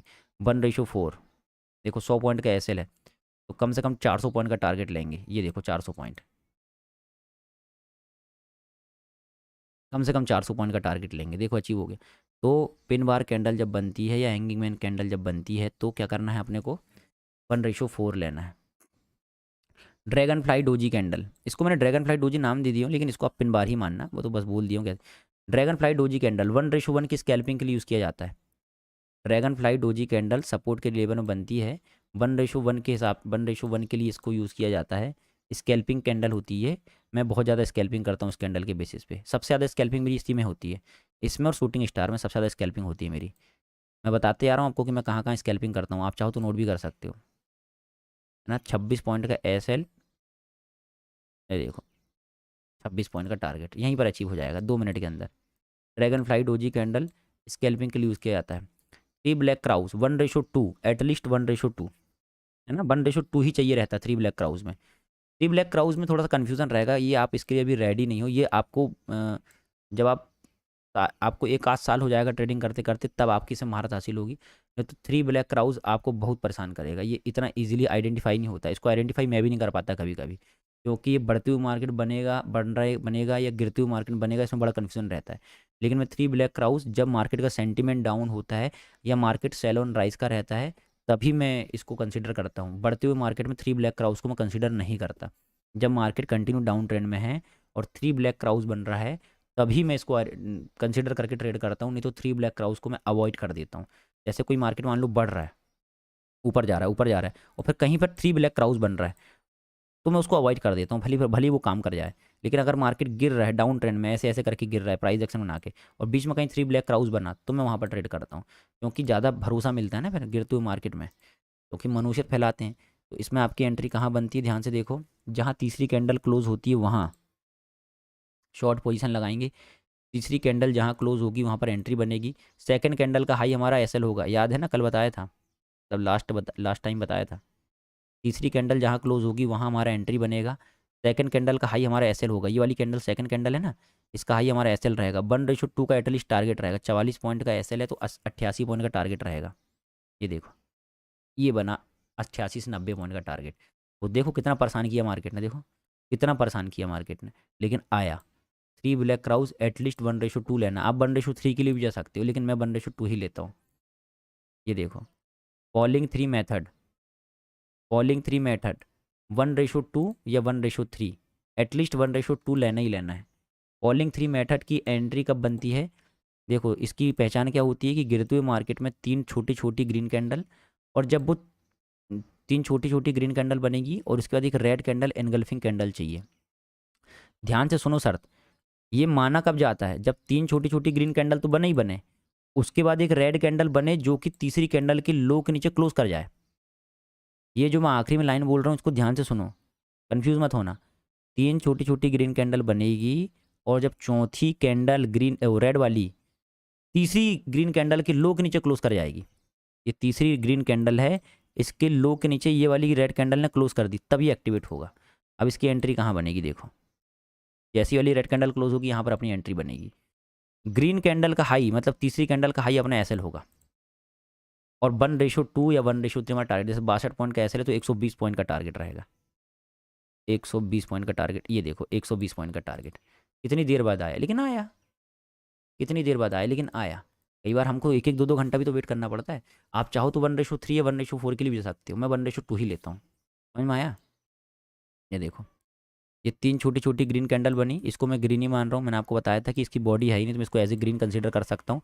लेकिन शर्त कब पूरी होगी, जब तीसरी वाली ग्रीन कैंडल के लो के नीचे इसने रेड कैंडल ने क्लोज कर दी, तभी एक्टिवेट होगी। ऐसा नहीं कि ये तीन कैंडल बनी और अपन ने पागलों टाइप ट्रेड ले लिए, जब तक चौथी कैंडल इसके नीचे क्लोज नहीं करेगी तब तक एंट्री नहीं बनेगी, फर्क है दोनों में। 3 ब्लैक क्राउज में तीसरी रेड कैंडल, ध्यान से सुनो, 3 ब्लैक क्राउज में हम तीसरी कैंडल की रेड जहां बंद होती है वहीं एंट्री बनाते हैं, और फॉलिंग 3 मेथड में जब चौथी रेड कैंडल तीसरी ग्रीन कैंडल के लो के नीचे क्लोज करती तब एंट्री बनाते। दोनों में कितना फर्क है, एक साथ मत जोड़ देना दोनों को। इसमें चौथी कैंडल के क्लोज होने के बाद एंट्री बनती है, इसमें तीसरी कैंडल के बाद ही एंट्री बन जाती है। फर्क है दोनों में, इसलिए मैं इतना डीप में बता रहा हूँ। तो यहाँ पर भी एंट्री बनेगी, यहाँ पर तीसरी कलर की ग्रीन कैंडल के ऊपर अपना एस एल, जितना बड़ा एस एल उसका डबल टारगेट। 77 पॉइंट का एस एल है तो 150 पॉइंट के आसपास का टारगेट, ये देखो 150 पॉइंट के आसपास का टारगेट अचीव हो गया, ये हो गया टारगेट अचीव। आप चाहो तो 1:3 के लिए भी जा सकते हो। डोज ये तो इसका कोई काम ही नहीं, यहाँ पर ट्रेड नहीं करते। स्पिनिंग टॉप 1:4, क्या बताया हूँ मैंने आपको, स्पिनिंग टॉप। अब जैसे स्पिनिंग बॉटम है तो भी 1:4 की ट्रेड लेना है, स्पिनिंग टॉप है तो 1:4 की ट्रेड लेनी है, वरना स्पिनिंग टॉप यहाँ पर अपनी एंट्री बनेगी। ये वाली रेड कैंडल का हाई हमारा एसएल होगा क्लोजिंग बेसिस पे, ये वाली रेड कैंडल का हाई हमारा क्लोजिंग बेसिस पे होगा। 33 पॉइंट का एसएल है तो लगभग 120 पॉइंट के आसपास का टारगेट बन जाएगा। ये बन गया 120 पॉइंट के आसपास का टारगेट, ये टारगेट अचीव हो गया 1:4। हाँ, double shooting star candle, rarest candle, rare. Ankit ji ने इसको आइडेंटिफाई करे थे डॉ जोन्स के चार्ट में। रेयर की स्पेलिंग ये होती है क्या? हाँ, अंकित जी ने इसको याद है मैंने आपको स्क्रीनशॉट भेजा था, अंकित जी ने इसको आइडेंटिफाई करे थे डॉ जोन्स के चार्ट में। डॉ जोन्स का चार्ट जब कल या परसों बन रहा था तब उन्होंने आइडेंटिफाई करे थे रियल मार्केट में। मैंने क्या बोला हूँ कि इसके ऊपर और नीचे दोनों तरफ ये निकल सकता है और बहुत रॉकेट जैसा निकलता है। अगर ऊपर जाता है तो बहुत ऊपर जाता है, नीचे आता है तो बहुत नीचे जाता है। इसकी एंट्री कहाँ बनेगी, ध्यान से देखो, जब कोई कैंडल ये वाले लोग पहली ये वाली शूटिंग स्टार कैंडल के नीचे क्लोज जाएगी तब, जब कोई रेड कैंडल वाली शूटिंग स्टार कैंडल के नीचे क्लोज जाएगी तब। अगर यहाँ ध्यान से देखें तो ये वाली कैंडल की एक्टिवेशन आपको यहाँ मिल जाएगी। मैं यहाँ पर एक्टिवेट कर लेता हूँ, आप चाहो तो यहाँ भी एक्टिवेट कर सकते हो। यहाँ पर इसका लो यहीं पर क्लोज हुआ तो यहाँ पर अपनी एंट्री बन जाएगी। इस बार थोड़ा परफेक्ट नहीं बना, नहीं तो नॉर्मली क्या होता है कि कैंडलें इसके लो के नीचे क्लोज कर जाती हैं ऐसे करके और यहाँ पर अपनी एंट्री बन जाती है। मैं अर्ली एंट्री यहाँ पर बना लेता हूँ, लेकिन आपको नहीं बनाना। आपको जब तक इसके लो के नीचे क्लोज ना करे तब तक एंट्री नहीं बनाना है, ठीक है। कोई भी कैंडल अगली, उसकी अगली, उसकी अगली, उसकी अगली, या फिर ऊपर क्लोज करेगी, जैसी इसके ऊपर क्लोज करेगी तब अपनी कॉल की एंट्री बनेगी और 1:4 का टारगेट रहेगा। कम से कम 50 पॉइंट का टारगेट लेना ऑप्शन में। इसमें कम से कम कितने पॉइंट का टारगेट लेना है? 50 पॉइंट का। इसका हाई अपना एसएल रहेगा, इसका ट्रिपल अपना टारगेट है। 70 पॉइंट का एसएल है, 200 कम से कम 200 पॉइंट का टारगेट लेंगे अपन। ये देखो 200 1:4 भी लोगे तो 270 280 के आसपास पहुंच जाएगा। ये देखो 1:4 का टारगेट आ गया। देखो 1:4 के आसपास का टारगेट। आप 1:3 में भी निकल सकते हो। ऑप्शन में कम से कम 50 पॉइंट का टारगेट लेना है। डबल शूटिंग स्टार कैंडल है ना, रियरेस्ट कैंडल। अब देखो स्पिनिंग टॉप ये बना है, स्पिनिंग टॉप में अपनी एंट्री कहाँ बनेगी? जो ग्रीन कैंडल क्लोज हुई है उसी के क्लोजिंग में अपनी, ये देखो शॉर्ट पोजीशन, यहाँ पर अपनी कैंडल क्लोज होगी, ठीक। ये अपना एसएल रहेगा, जितना अपना एसएल रहेगा उसका 4 गुना अपना टारगेट रहेगा। तो 22 पॉइंट का एसएल है तो लगभग 80 पॉइंट का टारगेट रहेगा। लेकिन यहाँ पर हमको देखो 1:3 ही मिला। अब आप चाहो तो इसको सक्सेसफुल ट्रेड मानो, आप चाहो तो अनसक्सेसफुल मानो, आपकी मर्जी। लेकिन 1:3 मिला। यहाँ पर कितना मिला है देखो, 1:3 मिला है ना। तो कई बार ऐसा भी रहता है 1:3 मिल जाता है भाई, 1:4 नहीं मिलता। लेकिन ठीक, काम तो 1:3 भी कम नहीं होता ना। 20 पॉइंट का एसएल देके 60 पॉइंट का टारगेट मिल रहा है तो कम थोड़ी ना होता है वो। मैं आपको ये इतना डीप में क्यों समझा रहा हूँ, यही है असली गेम। आपको पता तो चले कि एंट्री कहाँ बनाना है। कैंडल तो बन गई, कैंडल बनाना तो सीख लिए, अब एंट्री बनाना भी तो सीखो आप लोग। और इसकी नेक्स्ट लाइव में मैं आपको पढ़ाऊंगा सपोर्ट और रेजिस्टेंस, तब आपको ज़्यादा मजा आएगा। तब आपको ये पता चलेगा कि कैंडल ने एक्चुअल में एक्टिवेट कहाँ होने वाली। बनती तो कई जगह है, बनती तो कई जगह रहती है ना कैंडल, एक्टिवेट कहाँ होगी वो इंपॉर्टेंट है। अब बनने को तो कई सारी जगह बन रही कैंडल, यहाँ भी बन रही कोई ना कोई कैंडल, यहाँ भी बन रही है, ये भी शूटिंग स्टार टाइप की बनी है, ये भी शूटिंग स्टार बनी है। अब इसको अपन ने शूटिंग स्टार क्यों नहीं बोले, बनी तो ये भी शूटिंग स्टार है भाई, फिर अपन ने यहाँ पर क्यों नहीं बनाया ट्रेंड। तो ये मैं आपको जब सपोर्ट और रेजिस्टेंस पढ़ाऊंगा तब मैं आपको बताऊंगा कि कहाँ बने तो काम करेगी, कहाँ नहीं बने तो काम नहीं करेगी। आपको समझ में आ रहा है क्या करना है क्या नहीं करना है, कौन सी कैंडल का स्टॉप लॉस कितना रहता है, कौन से पैटर्न का कितना स्कैल्पिंग करना है, कितना टारगेट लेना है, क्या आप लोगों को समझ में आ रहा है? और कोई पैटर्न बताया जो मैंने बताया नहीं हो, कोई पैटर्न बचा है क्या? शूटिंग स्टार बता दिया, बियरिश एनगल्फिंग बता दिया, 1:1, सिंपल सा। जैसे ये बियरिश एनगल्फिंग कैंडल बनी, जहाँ ये क्लोज करेगी यहीं पर अपनी एंट्री बन जाएगी, इसका हाई अपना एसएल बन जाएगा 60 पॉइंट का और 60 ही पॉइंट का टारगेट बन जाएगा। 1:1 के लिए जाते हैं बियरिश एनगल्फिंग में, bearish engulfing bullish engulfing 1:1। Dark cloud cover 1:1, dark cloud cover 1:1, piercing pattern 1:1, ये देखो डार्क क्लाउड कवर 1:1, इसका हाई है एसएल, ये वाली कैंडल का हाई अपना एसएल 84 पॉइंट का एसएल है, तो 84 पॉइंट का टारगेट, ये अपना टारगेट यहाँ अचीव हो जाएगा।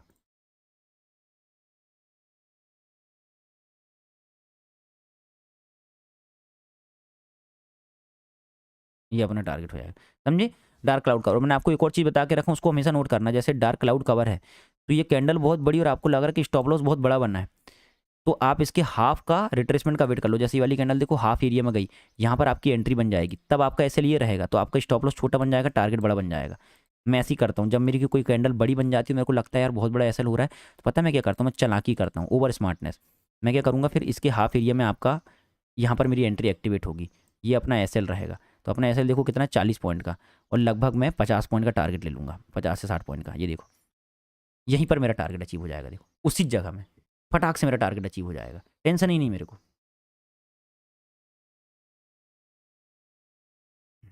और कौन सा बचा है एसएल का, एसएल के लिए कैंडल क्लोज होने का वेट करें क्या।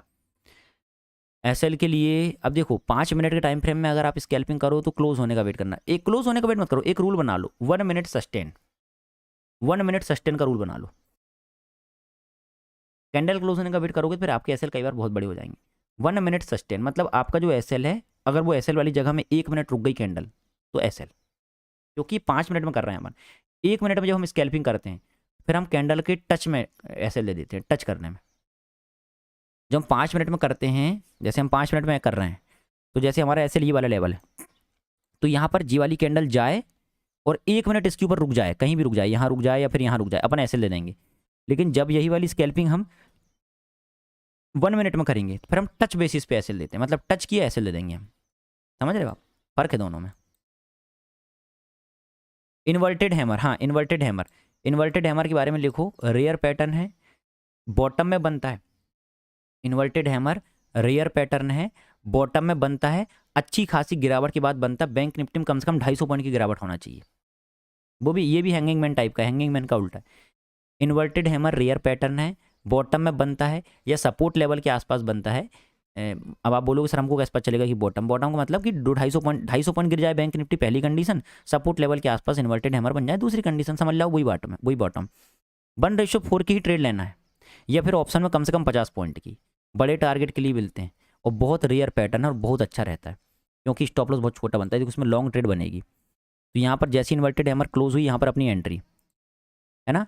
अपना एसएल क्या है, इसमें तो एसएल रहता ही नहीं है, इसमें तो अपने को अंदाजा एसएल देना पड़ता है 20 पॉइंट का। जैसे 20 पॉइंट का एसएल दे दिया अपन ने काय में, मतलब इंडेक्स में 20 पॉइंट का या 30 पॉइंट का अपनी मर्जी से, और 1:4 से 1:5 के लिए जाओ, ये देखो तुरंत अचीव हो गया, देखो 1:4 से 1:5, ये देखो। और कब बनता है ये, जब बैंक निफ्टी कम से कम 250 पॉइंट गिरे। ये देखो बैंक निफ्टी कितना गिर गया, टॉप से अगर देखोगे तो करेक्ट 270 पॉइंट गिर गया, देखो कम से कम 250 पॉइंट गिरना चाहिए बैंक निफ्टी, और निफ्टी कम से कम 80 पॉइंट, तब बनता है इन्वर्टेड हैमर। वैसे ही हैंगिंग मैन भी ठीक है। और कोई पैटर्न बचा है क्या कुछ खास, बाकी सब में पियर्सिंग पैटर्न 1:1 लेना है, ग्रीव स्टोन डोजी 1:1 लेना है, ग्रीव स्टोन डोजी रेजिस्टेंस के आसपास बनता है 1:1 लेना है। अगर कैंडल बड़ी है तो हाफ एरिया के रिट्रेसमेंट का वेट करना है। जैसी वाली कैंडल बहुत बड़ी है तो अपने को लग रहा है कि यार इतना बड़ा हम एसएल नहीं दे सकते, तो इसका हाफ का रिट्रेसमेंट का वेट करो, यहाँ पर एंट्री बनाओ, इतना एसएल दे दो और इतना टारगेट ले लो, हो गया 1:1, ठीक है। शूटिंग स्टार प्लस, ये देखो rear pattern, spinning top plus bearish engulfing, इसमें कम से कम अपने को 100 पॉइंट का टारगेट लेना है, 100 पॉइंट का टारगेट ऑप्शन में, 100 पॉइंट का target, spinning top plus bearish engulfing, at least 100 point का टारगेट ऑप्शन में। जैसे बता रहा हूँ शॉर्ट पोजीशन, यहाँ पर आपकी एंट्री बनेगी, यहाँ पर आपका रियर पैटर्न है ना, क्योंकि यहाँ पर आपका एसएल बनेगा 45 पॉइंट का एसएल, लेकिन एसएल कितना इंपॉर्टेंट नहीं है, हमको कम से कम ऑप्शन में 100 पॉइंट का टारगेट लेना है, मतलब इंडेक्स में कम से कम 200-250 पॉइंट की गिरावट आना चाहिए। चलो देखते हैं, ये आ गई 220 पॉइंट के आसपास की गिरावट, ये अपना टारगेट रहेगा, ठीक है। ये देखो इतना बड़ा रहेगा अपना टारगेट, समझे आप। तो इसमें कम से कम ऑप्शन में 100 पॉइंट का प्रॉफिट लेना है। ये देखो बियरिश एनगल्फिंग है, 1:1 की ट्रेड रहेगी, और देखो ये कैंडल देखो बड़ी बन गई ना, देखो मैंने बोला ना 99% टाइम रिट्रेसमेंट के लिए जाता है, देखो ये कैंडल देखो कितनी बड़ी बनी है। अब आप यहाँ पर एंट्री बनाओगे तो आपका एसएल बहुत बड़ा बन जाएगा, फिर आप क्या करोगे, इस कैंडल का हाफ निकालोगे। तो ये बियरिश एनगल्फिंग कैंडल का हाफ क्या है, ये वाला लेवल है, देखो इसके हाफ में ये रिट्रेसमेंट करने गया ये वाली कैंडल, तो यहाँ पर अपनी एंट्री बन जाएगी। अब देखो मैं बता रहा हूँ आपको, यहाँ पर अपनी एंट्री बन गई हाफ में, ये यहाँ पर अपनी एंट्री बन गई। इस कैंडल का हाई अपना SL, ये देखो 45 पॉइंट का SL, बदले में 45 पॉइंट का टारगेट। ये देखो ये 45 पॉइंट का टारगेट, 45-50 पॉइंट का, ये देखो यहीं पर अचीव हो गया। समझे आप? 1:1 के लिए जाना है अपने को। शूटिंग स्टार 1:1, रेजिस्टेंस लेवल के आसपास बनती है। Shooting star 1:1, bearish bullish engulfing 1:1। Bullish engulfing के लिए क्या करना है? 1:1। देखो यहाँ अपनी एंट्री बनेगी और अपना SL ये वाला लेवल बनेगा और अपना टारगेट कितना बनेगा? जितना बड़ा SL है, 93 पॉइंट का SL है, तो 93 पॉइंट का टारगेट, ये बन गया 93 पॉइंट का टारगेट। लेकिन समझदार लोग क्या करेंगे, मेरे जैसे लोग क्या करते हैं, इतना बड़ा SL नहीं देते, वो बेवकूफ़ नहीं होते। ये वाली कैंडल जितनी बड़ी है इसका हाफ निकालेंगे। देखो इसका हाफ ये आ रहा है, यहाँ पर अपना एंट्री हो जाएगा। देखो कैसे बता रहा हूँ, ये इसका हाफ आ रहा है। देखो बुलिश कैंडल का हाफ कहाँ आ रहा है? यहाँ आ रहा है। यहाँ पर अपनी एंट्री बनेगी तो अपना SL कितने पॉइंट का बनेगा? देखो 51 पॉइंट का SL, 51 पॉइंट का SL, तो 51 पॉइंट का टारगेट। ये देखो 51 51 51 51 आ गया, यहीं से आ गया। देखो ये देखो मज़ा ही मज़ा। देखो ये देखो, ये देखो वहीं की वहीं अपना टारगेट आ गया। टेंशन ही नहीं है भाई। कितनी प्यारी ट्रेड होता, 1:1 की ट्रेड, 51 पॉइंट का SL, 51 पॉइंट का टारगेट। ये देखो, ये देखो 51 पॉइंट का टारगेट वहीं की वहीं आ गया। ये है असली मजा। ये देखो 1:1 का टारगेट। राइजिंग 3 मेथड 1:1 1:2 के लिए आना है। राइजिंग 3 मेथड 1:2 के लिए जाना है। राइजिंग 3 मेथड में क्या होता है? 3 छोटी छोटी रेड कैंडल बनने के बाद एक बुलिश एनगल्फिंग कैंडल बनती है, जो तीसरी वाली रेड कैंडल के हाई के ऊपर क्लोज कर जाती है। फॉलिंग 3 मेथड का उल्टा रहता है। तीसरी वाली रेड कैंडल के हाई के ऊपर ये क्लोज कर जाती है। जहाँ पर ये वाली कैंडल क्लोज करती है वहीं पर अपनी एंट्री बनती है। यहाँ पर अपनी एंट्री बनेगी, अपना SL रहेगा ये वाली कैंडल का लो, यही वाली कैंडल का लो अपना SL रहेगा, और 1:2 अपना टारगेट रहेगा। जैसे 89 पॉइंट का SL है तो 180 पॉइंट का टारगेट रहेगा। 180 पॉइंट का टारगेट, ये 180 पॉइंट का टारगेट। अब देखते हैं कहाँ अचीव हो रहा है। देखो यहाँ जाके अचीव हुआ, डे हाइज में जाके अचीव हुआ है। तो राइजिंग 3 मेथड में ना मैं 1:1 के लिए ही जाता हूँ, क्योंकि बढ़ता हुआ मार्केट धीरे धीरे बढ़ता है, गिरता हुआ मार्केट तेजी से गिरता है। आपको पता है ना, सेलिंग फास्ट होती है, सेलिंग ऑलवेज फास्ट, और बाइंग ऑलवेज मद्दा मद्दा, धीरे धीरे। Buying always slow, selling always fast. तो मैं बाइंग की जो ट्रेड होती है ना, वो 1:1 के लिए करता हूँ। सही बता रहा हूँ, इन्वर्टेड हैमर को छोड़ के, इन्वर्टेड हैमर को छोड़ के सारी ट्रेड मैं बाइंग वाली 1:1 के लिए जाता हूँ। इन्वर्टेड हैमर जब भी बनता है बस यहाँ पर जाता हूँ 3-4, मतलब 1:3 1:4 के लिए। बाकी बाइंग साइड की जितनी भी कैंडल स्टिक पैटर्न है सब मैं 1:1 के लिए जाता हूँ। क्यों? क्योंकि बाइंग ऑलवेज स्लो, हमेशा मार्केट जब ऊपर जाता है तो धीरे धीरे जाता है, लेकिन गिरता हुआ मार्केट फास्ट होता है। तो सेलिंग वाली जो कैंडल स्टिक पैटर्न है उनमें मैं बड़े टारगेट ले लेता हूँ, लेकिन बाइंग वाले जो पैटर्न है, कोई भी आप बोल लो, बाइंग वाले पैटर्न में 1:1 के लिए जाता हूँ, इन्वर्टेड हैमर को छोड़ के। समझ में आया आपको? ये देखो इन्वर्टेड हैमर, देखो इन्वर्टेड हैमर की बात ही अलग है। ये देखो इन्वर्टेड हैमर, देखो अपनी एंट्री बन जाएगी यहाँ पर। ये देखो यहाँ पर अपनी एंट्री बन गई। अंदाजा 20 पॉइंट का SL दे दिया अपन ने, 20 पॉइंट का 30 पॉइंट का SL दे दिया अपन ने। अब इसके बाद देखो 22 पॉइंट का SL है तो कम से कम 100 पॉइंट का टारगेट लेंगे। देखो 100 पॉइंट का टारगेट, ये देखो तुरंत इसमें मैं बड़े टारगेट के लिए जाता हूँ। लेकिन बाकी जो इस टाइप के पैटर्न है इसमें 1:1 के लिए जाता हूँ। अब जैसे यहाँ पर देखो, आप 1:1 लोगे तो कितना मजा आएगा। यहाँ पर आपने एंट्री बनाए, यहाँ पर आपने एंट्री बनाए, ये आपका SL है। कितने पॉइंट का SL है? देखो 40 पॉइंट का SL है, तो बदले में 40 पॉइंट का टारगेट इजीली मिल जाएगा। देखो ये देखो, ये 40 पॉइंट का टारगेट मिल गया, 1:1 इजीली मिल जाएगा। लेकिन 1:2 के लिए जाओगे तो परेशान कर देगा। अब जैसे यहाँ पर देखो 89 पॉइंट का SL है, तो 89 पॉइंट का टारगेट देखो कहाँ पर आ रहा है। ये देखो ये तुरंत मिल जाएगा, इसमें टेंशन नहीं है। लेकिन 1:2 में जाओगे तो दिक्कत हो जाएगी। तो होपफुली आपको समझ में आ गया कि मैंने लगभग सारे पैटर्न बता दिया आपको। अब आपका काम क्या है, जैसे मैं यहाँ पर ड्रॉ कर रहा हूँ वैसे ही आपको ड्रॉ करना है। आपके पास टाइम है, कल होली की छुट्टी रहेगी, कल करो ड्रॉ, परसों क्लास करेंगे अपन सपोर्ट और रेजिस्टेंस की, गुरुवार के दिन अपनी क्लास होगी सपोर्ट और रेजिस्टेंस की। अब आप तब आपको पता चलेगा कि कहाँ ये पैटर्न बनते हैं, तो अपने को ट्रेड लेना होता है। अभी आपको सिर्फ 2 चीज़ में फोकस करना है। आपके दिमाग में पिक्चर छप जाना चाहिए, कौन सी वाली, कि मैंने बोला बुलिश एनगल्फिंग तो आपके दिमाग में फोटो आ जाना चाहिए। मैंने बोला हैंगिंग मैन तो आपके दिमाग में फोटो आ जाना चाहिए। मैंने बोला R3M तो आपके दिमाग में फोटो आ जाना चाहिए। समझ रहे हो? मैंने बोला इन्वर्टेड हैमर, आपके दिमाग में फोटो आ जाना चाहिए कि कैसे रहती। मैंने बोला पियर्सिंग पैटर्न, आपके दिमाग में फोटो आ गई कैसा रहता है वो। पहले कैंडलें याद करो, और फिर कौन सी। अब देखो, अब आपका नेक्स्ट काम क्या है, आपको मैंने बता दिया कि कौन से पैटर्न में कितना 1:1 का टारगेट लेना है, 1:3 का लेना है। तो आपको अब इस टाइप का टूल लेना है, यहाँ से ये वाला टूल रहता है, ऐसे करके ड्रॉ करना है। जब टाइम मिलेगा तब करना सुकून से, जरूरी नहीं है ये वाला होमवर्क करना, लेकिन चाहो तो करोगे तो आपका ही भलाई, इसमें मेरा भलाई नहीं है। मेरा तो कुछ थोड़ा ना बिगड़ेगा। आप होमवर्क नहीं भी करोगे तो मेरा क्या बिगड़ रहा है? तुमने तो मेरे को पैसे दे दिए, मेरा तो काम हो गया। लेकिन मैं सिखाने के लिए कर रहा हूँ ये वाला काम। पैसों के लिए करना होता तो मैं पागल हूँ जो कुत्तों की टाइप भोगते रहूँगा 30 लोगों को बैठा के। 200 लोगों का कोर्स नहीं बेच देता मैं। 200 लोगों को बिठालता, मेरे को 20 लाख रुपये मिल जाता। खुद ही दिमाग लगाओ। लेकिन मैं सिखाने के लिए कर रहा हूँ, इसलिए आप लोग के पीछे पड़े रहता हूँ कि आप लोग होमवर्क करो, होमवर्क करोगे तभी सीखोगे। और आज से 2 साल बाद मेरे को दुआ दोगे कि एक बंदा था जो पीछे पड़ के सिखाता था, तो आज हम सीख गए और आज हम कमा रहे हैं। होमवर्क करना है सबको, ये वाला टूल निकालना है। आज रात में डॉ जोन्स का चार्ट खुलेगा, टाइम मिलना तो उसमें बनाओ पैटर्न और सेंड कर दो। मैं खुद देख लेता हूँ, मेरे पीछे मत पड़ना सर देखो देखो देखो देखो, मैं देख लेता हूँ सबके। ठीक है, जिसका गलत लगता है मैसेज करके रिप्लाई दे देता हूँ। सारे लोगों को रिप्लाई देता हूँ नहीं देता हूँ मैं कि ये गलत है, ये गलत है, ये गलत है। और जो सही बनाता है उसको सिर्फ लाइक कर देता हूँ कि हाँ भाई सही बनाया इस बंदे ने। तो आपका काम है ये वाला करना है। नेक्स्ट क्लास में सपोर्ट और रेजिस्टेंस पढ़ना है आपको, ठीक है। चलो ठीक है, जाइए होली मनाइए। धन्यवाद।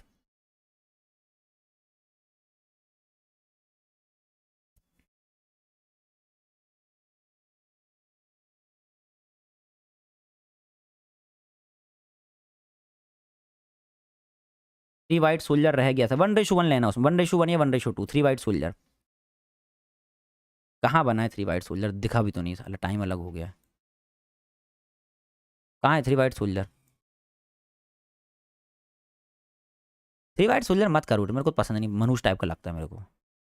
वो तो मैं सिखाने के लिए बता दिया, मैं कभी नहीं करता 3 वाइट सोल्जर में, मेरे को तो पसंद ही नहीं आता ज़्यादा। मैं तो 3 वाइट रिट्रेसमेंट का ही वेट करना हमेशा। 3 वाइट सोल्जर बहुत मनुष्य टाइप का लगता है मेरे को। 3 वाइट सोल्जर में हमेशा देखो इसकी एंट्री कहाँ बनती है, चलो बता दे रहा हूँ आपको। देखो 3 वाइट सोल्जर में आपकी एंट्री यहाँ बनती है, यहाँ पर आपकी एंट्री बनेगी। छोटी छोटी कैंडल बनती है तो मैं इसमें ट्रेड करता हूँ, बड़ी कैंडल में नहीं करता। सेकंड कैंडल का लो आपका एसएल रहता है। 3 वाइट सोल्जर में थर्ड कैंडल की क्लोजिंग में एंट्री बनती, सेकंड कैंडल का लो आपका एसएल रहता है। 1:2 का टारगेट है, 88 पॉइंट का एसएल है तो 160 170 पॉइंट का टारगेट रहेगा। देखो ये टारगेट रहेगा, अचीव हो जाएगा। लेकिन जब मैं कब करता हूँ 3 वाइट सोल्जर में ट्रेड, जब वो छोटी छोटी कैंडल बनती, यहाँ पर बड़ी बड़ी कैंडल बनी, ये छोटी कैंडल है 70 पॉइंट के आसपास रहना है, 70 पॉइंट की रेंज में बनना चाहिए, छोटी कैंडल है। तब मैं ट्रेड करता हूँ, तब मैं यहाँ एंट्री बनाता हूँ, यहाँ का एसएल रखता हूँ, 1:2 का टारगेट लेता हूँ। ये कैंडल है बड़ी बड़ी, मेरे को छोटी छोटी कैंडल पसंद है।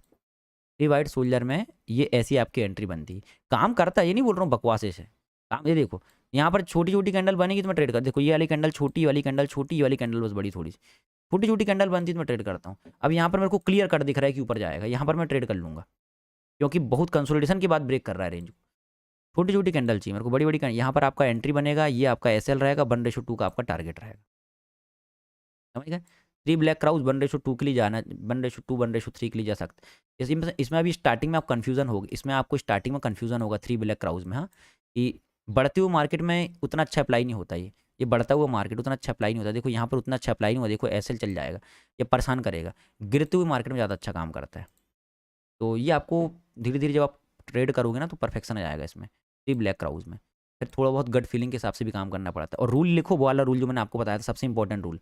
रूल नंबर 1, सबसे इंपॉर्टेंट रूल, अपनी कॉपी के पहले पेज में लिखो, 100% कुछ नहीं होता, 100% कोई पैटर्न नहीं होता, 100% कोई स्ट्रेटेजी नहीं होती, ऐसा कोई टूल नहीं बना जो 100% वर्क करता है, ऐसी कोई चीज़ नहीं बनी जो 100% वर्क करती शेयर मार्केट में। ये रूल तो सबसे पहले लिख लो अपनी कॉपी में। तो कई लोग तो पीछे ही पड़ जाते हैं, भाई सर ये वाले ट्रेड में तो, ये वाले पैटर्न में तो स्टॉप लॉस हिट हो गया, उनको ये सहन ही नहीं होता कि स्टॉप लॉस हिट होता है। अरे भैया स्टॉप लॉस तो हिट होगा ही ना यार, हर ट्रेड में प्रॉफिट थोड़ी ना होगा, हर कैंडल में प्रॉफिट थोड़ी ना होगा, कभी फेल हो सकते हो आप तो। ये तो सिर्फ एनालिसिस है, प्रिडिक्शन है, गैसिंग है, एक रीडिंग है। चार्ट को रीड तो कर रहा हो ना, कम से कम कुछ तो समझ रहा हो। पहले तो धेला नहीं आता था, अब कम से कम ये तो समझ में आ रहा है कि क्या हो रहा है चार्ट में।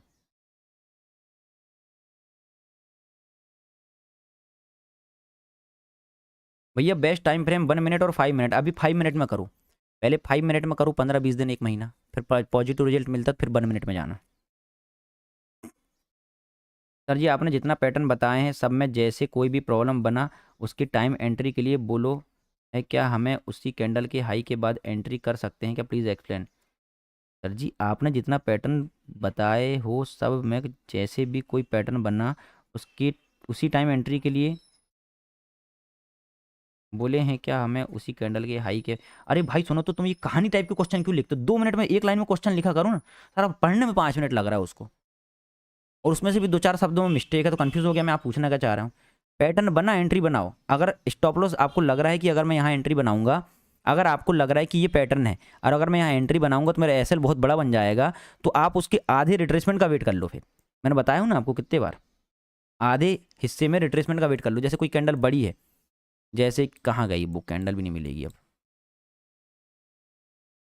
जैसे ये देखो पियर्सिंग पैटर्न बता, जैसे ये वाली कैंडल देखो, ये वाली कैंडल बहुत बड़ी है, बहुत बड़ी है। अब आपको लग रहा है कि मैं अगर यहाँ एंट्री बनाऊंगा तो मेरा एसएल बहुत बड़ा बन जाएगा, तो मत बनाओ एंट्री।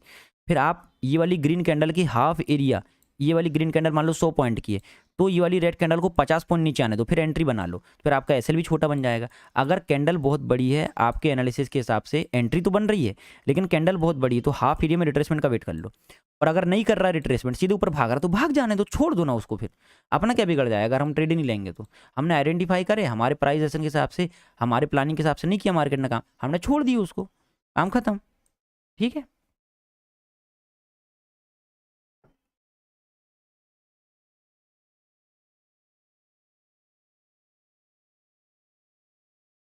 चलो ठीक है सर। अगर पैटर्न बनने के बाद टारगेट के बीच में ही कैंडल गैप बना दे तो क्या करेंगे? तब भी टारगेट का वेट करना। कोई एक चीज़ पकड़ के चलो, अगर गैप थ्योरी को और इसको मिक्स कर दोगे तो फिर खुद ही कंफ्यूज हो जाओगे। सारी चीज़ें अलग अलग होती हैं भाई, सारी चीज़ों को मिक्स कर दोगे तो खिचड़ी नहीं बन जाएगी फिर। हैं, दही भी डाल दिए, दाल भी डाल दी, चावल भी डाल दिए, मिठाई भी डाल दी, छेने का रसगुल्ले भी डाल दिए और बोल रहे हो सर खाना टेस्टी बनेगा क्या? कोई एक चीज़ पकड़ के उसमें ट्रेड करो, कैंडलों में ट्रेड करो, अगर कैंडलों में ट्रेड नहीं करो तो गैप में ट्रेड करो, या दोनों में ट्रेड करो, मिक्स मत करो दोनों को।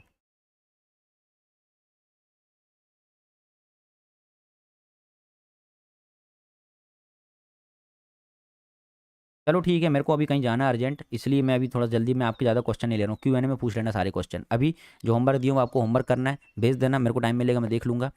नेक्स्ट क्लास में सबसे इंपॉर्टेंट क्लास होने वाली, नेक्स्ट क्लास जो गुरुवार दिन करूँगा मैं, देखते हैं गुरुवार दिन करने की कोशिश करेंगे, उसमें सपोर्ट और रेजिस्टेंस बताऊँगा, तब आपको पता चलेगा कि कौन सी कैंडल की एंट्री कहाँ पर बनती है। तो आज आप डॉ जोन्स के चार्ट में इसको आइडेंटिफाई करो, कैंडल सबसे इंपॉर्टेंट टॉपिक, इसलिए इसमें तो टाइम लगा रहा हूँ मैं। ठीक है, चलिए ठीक है, धन्यवाद।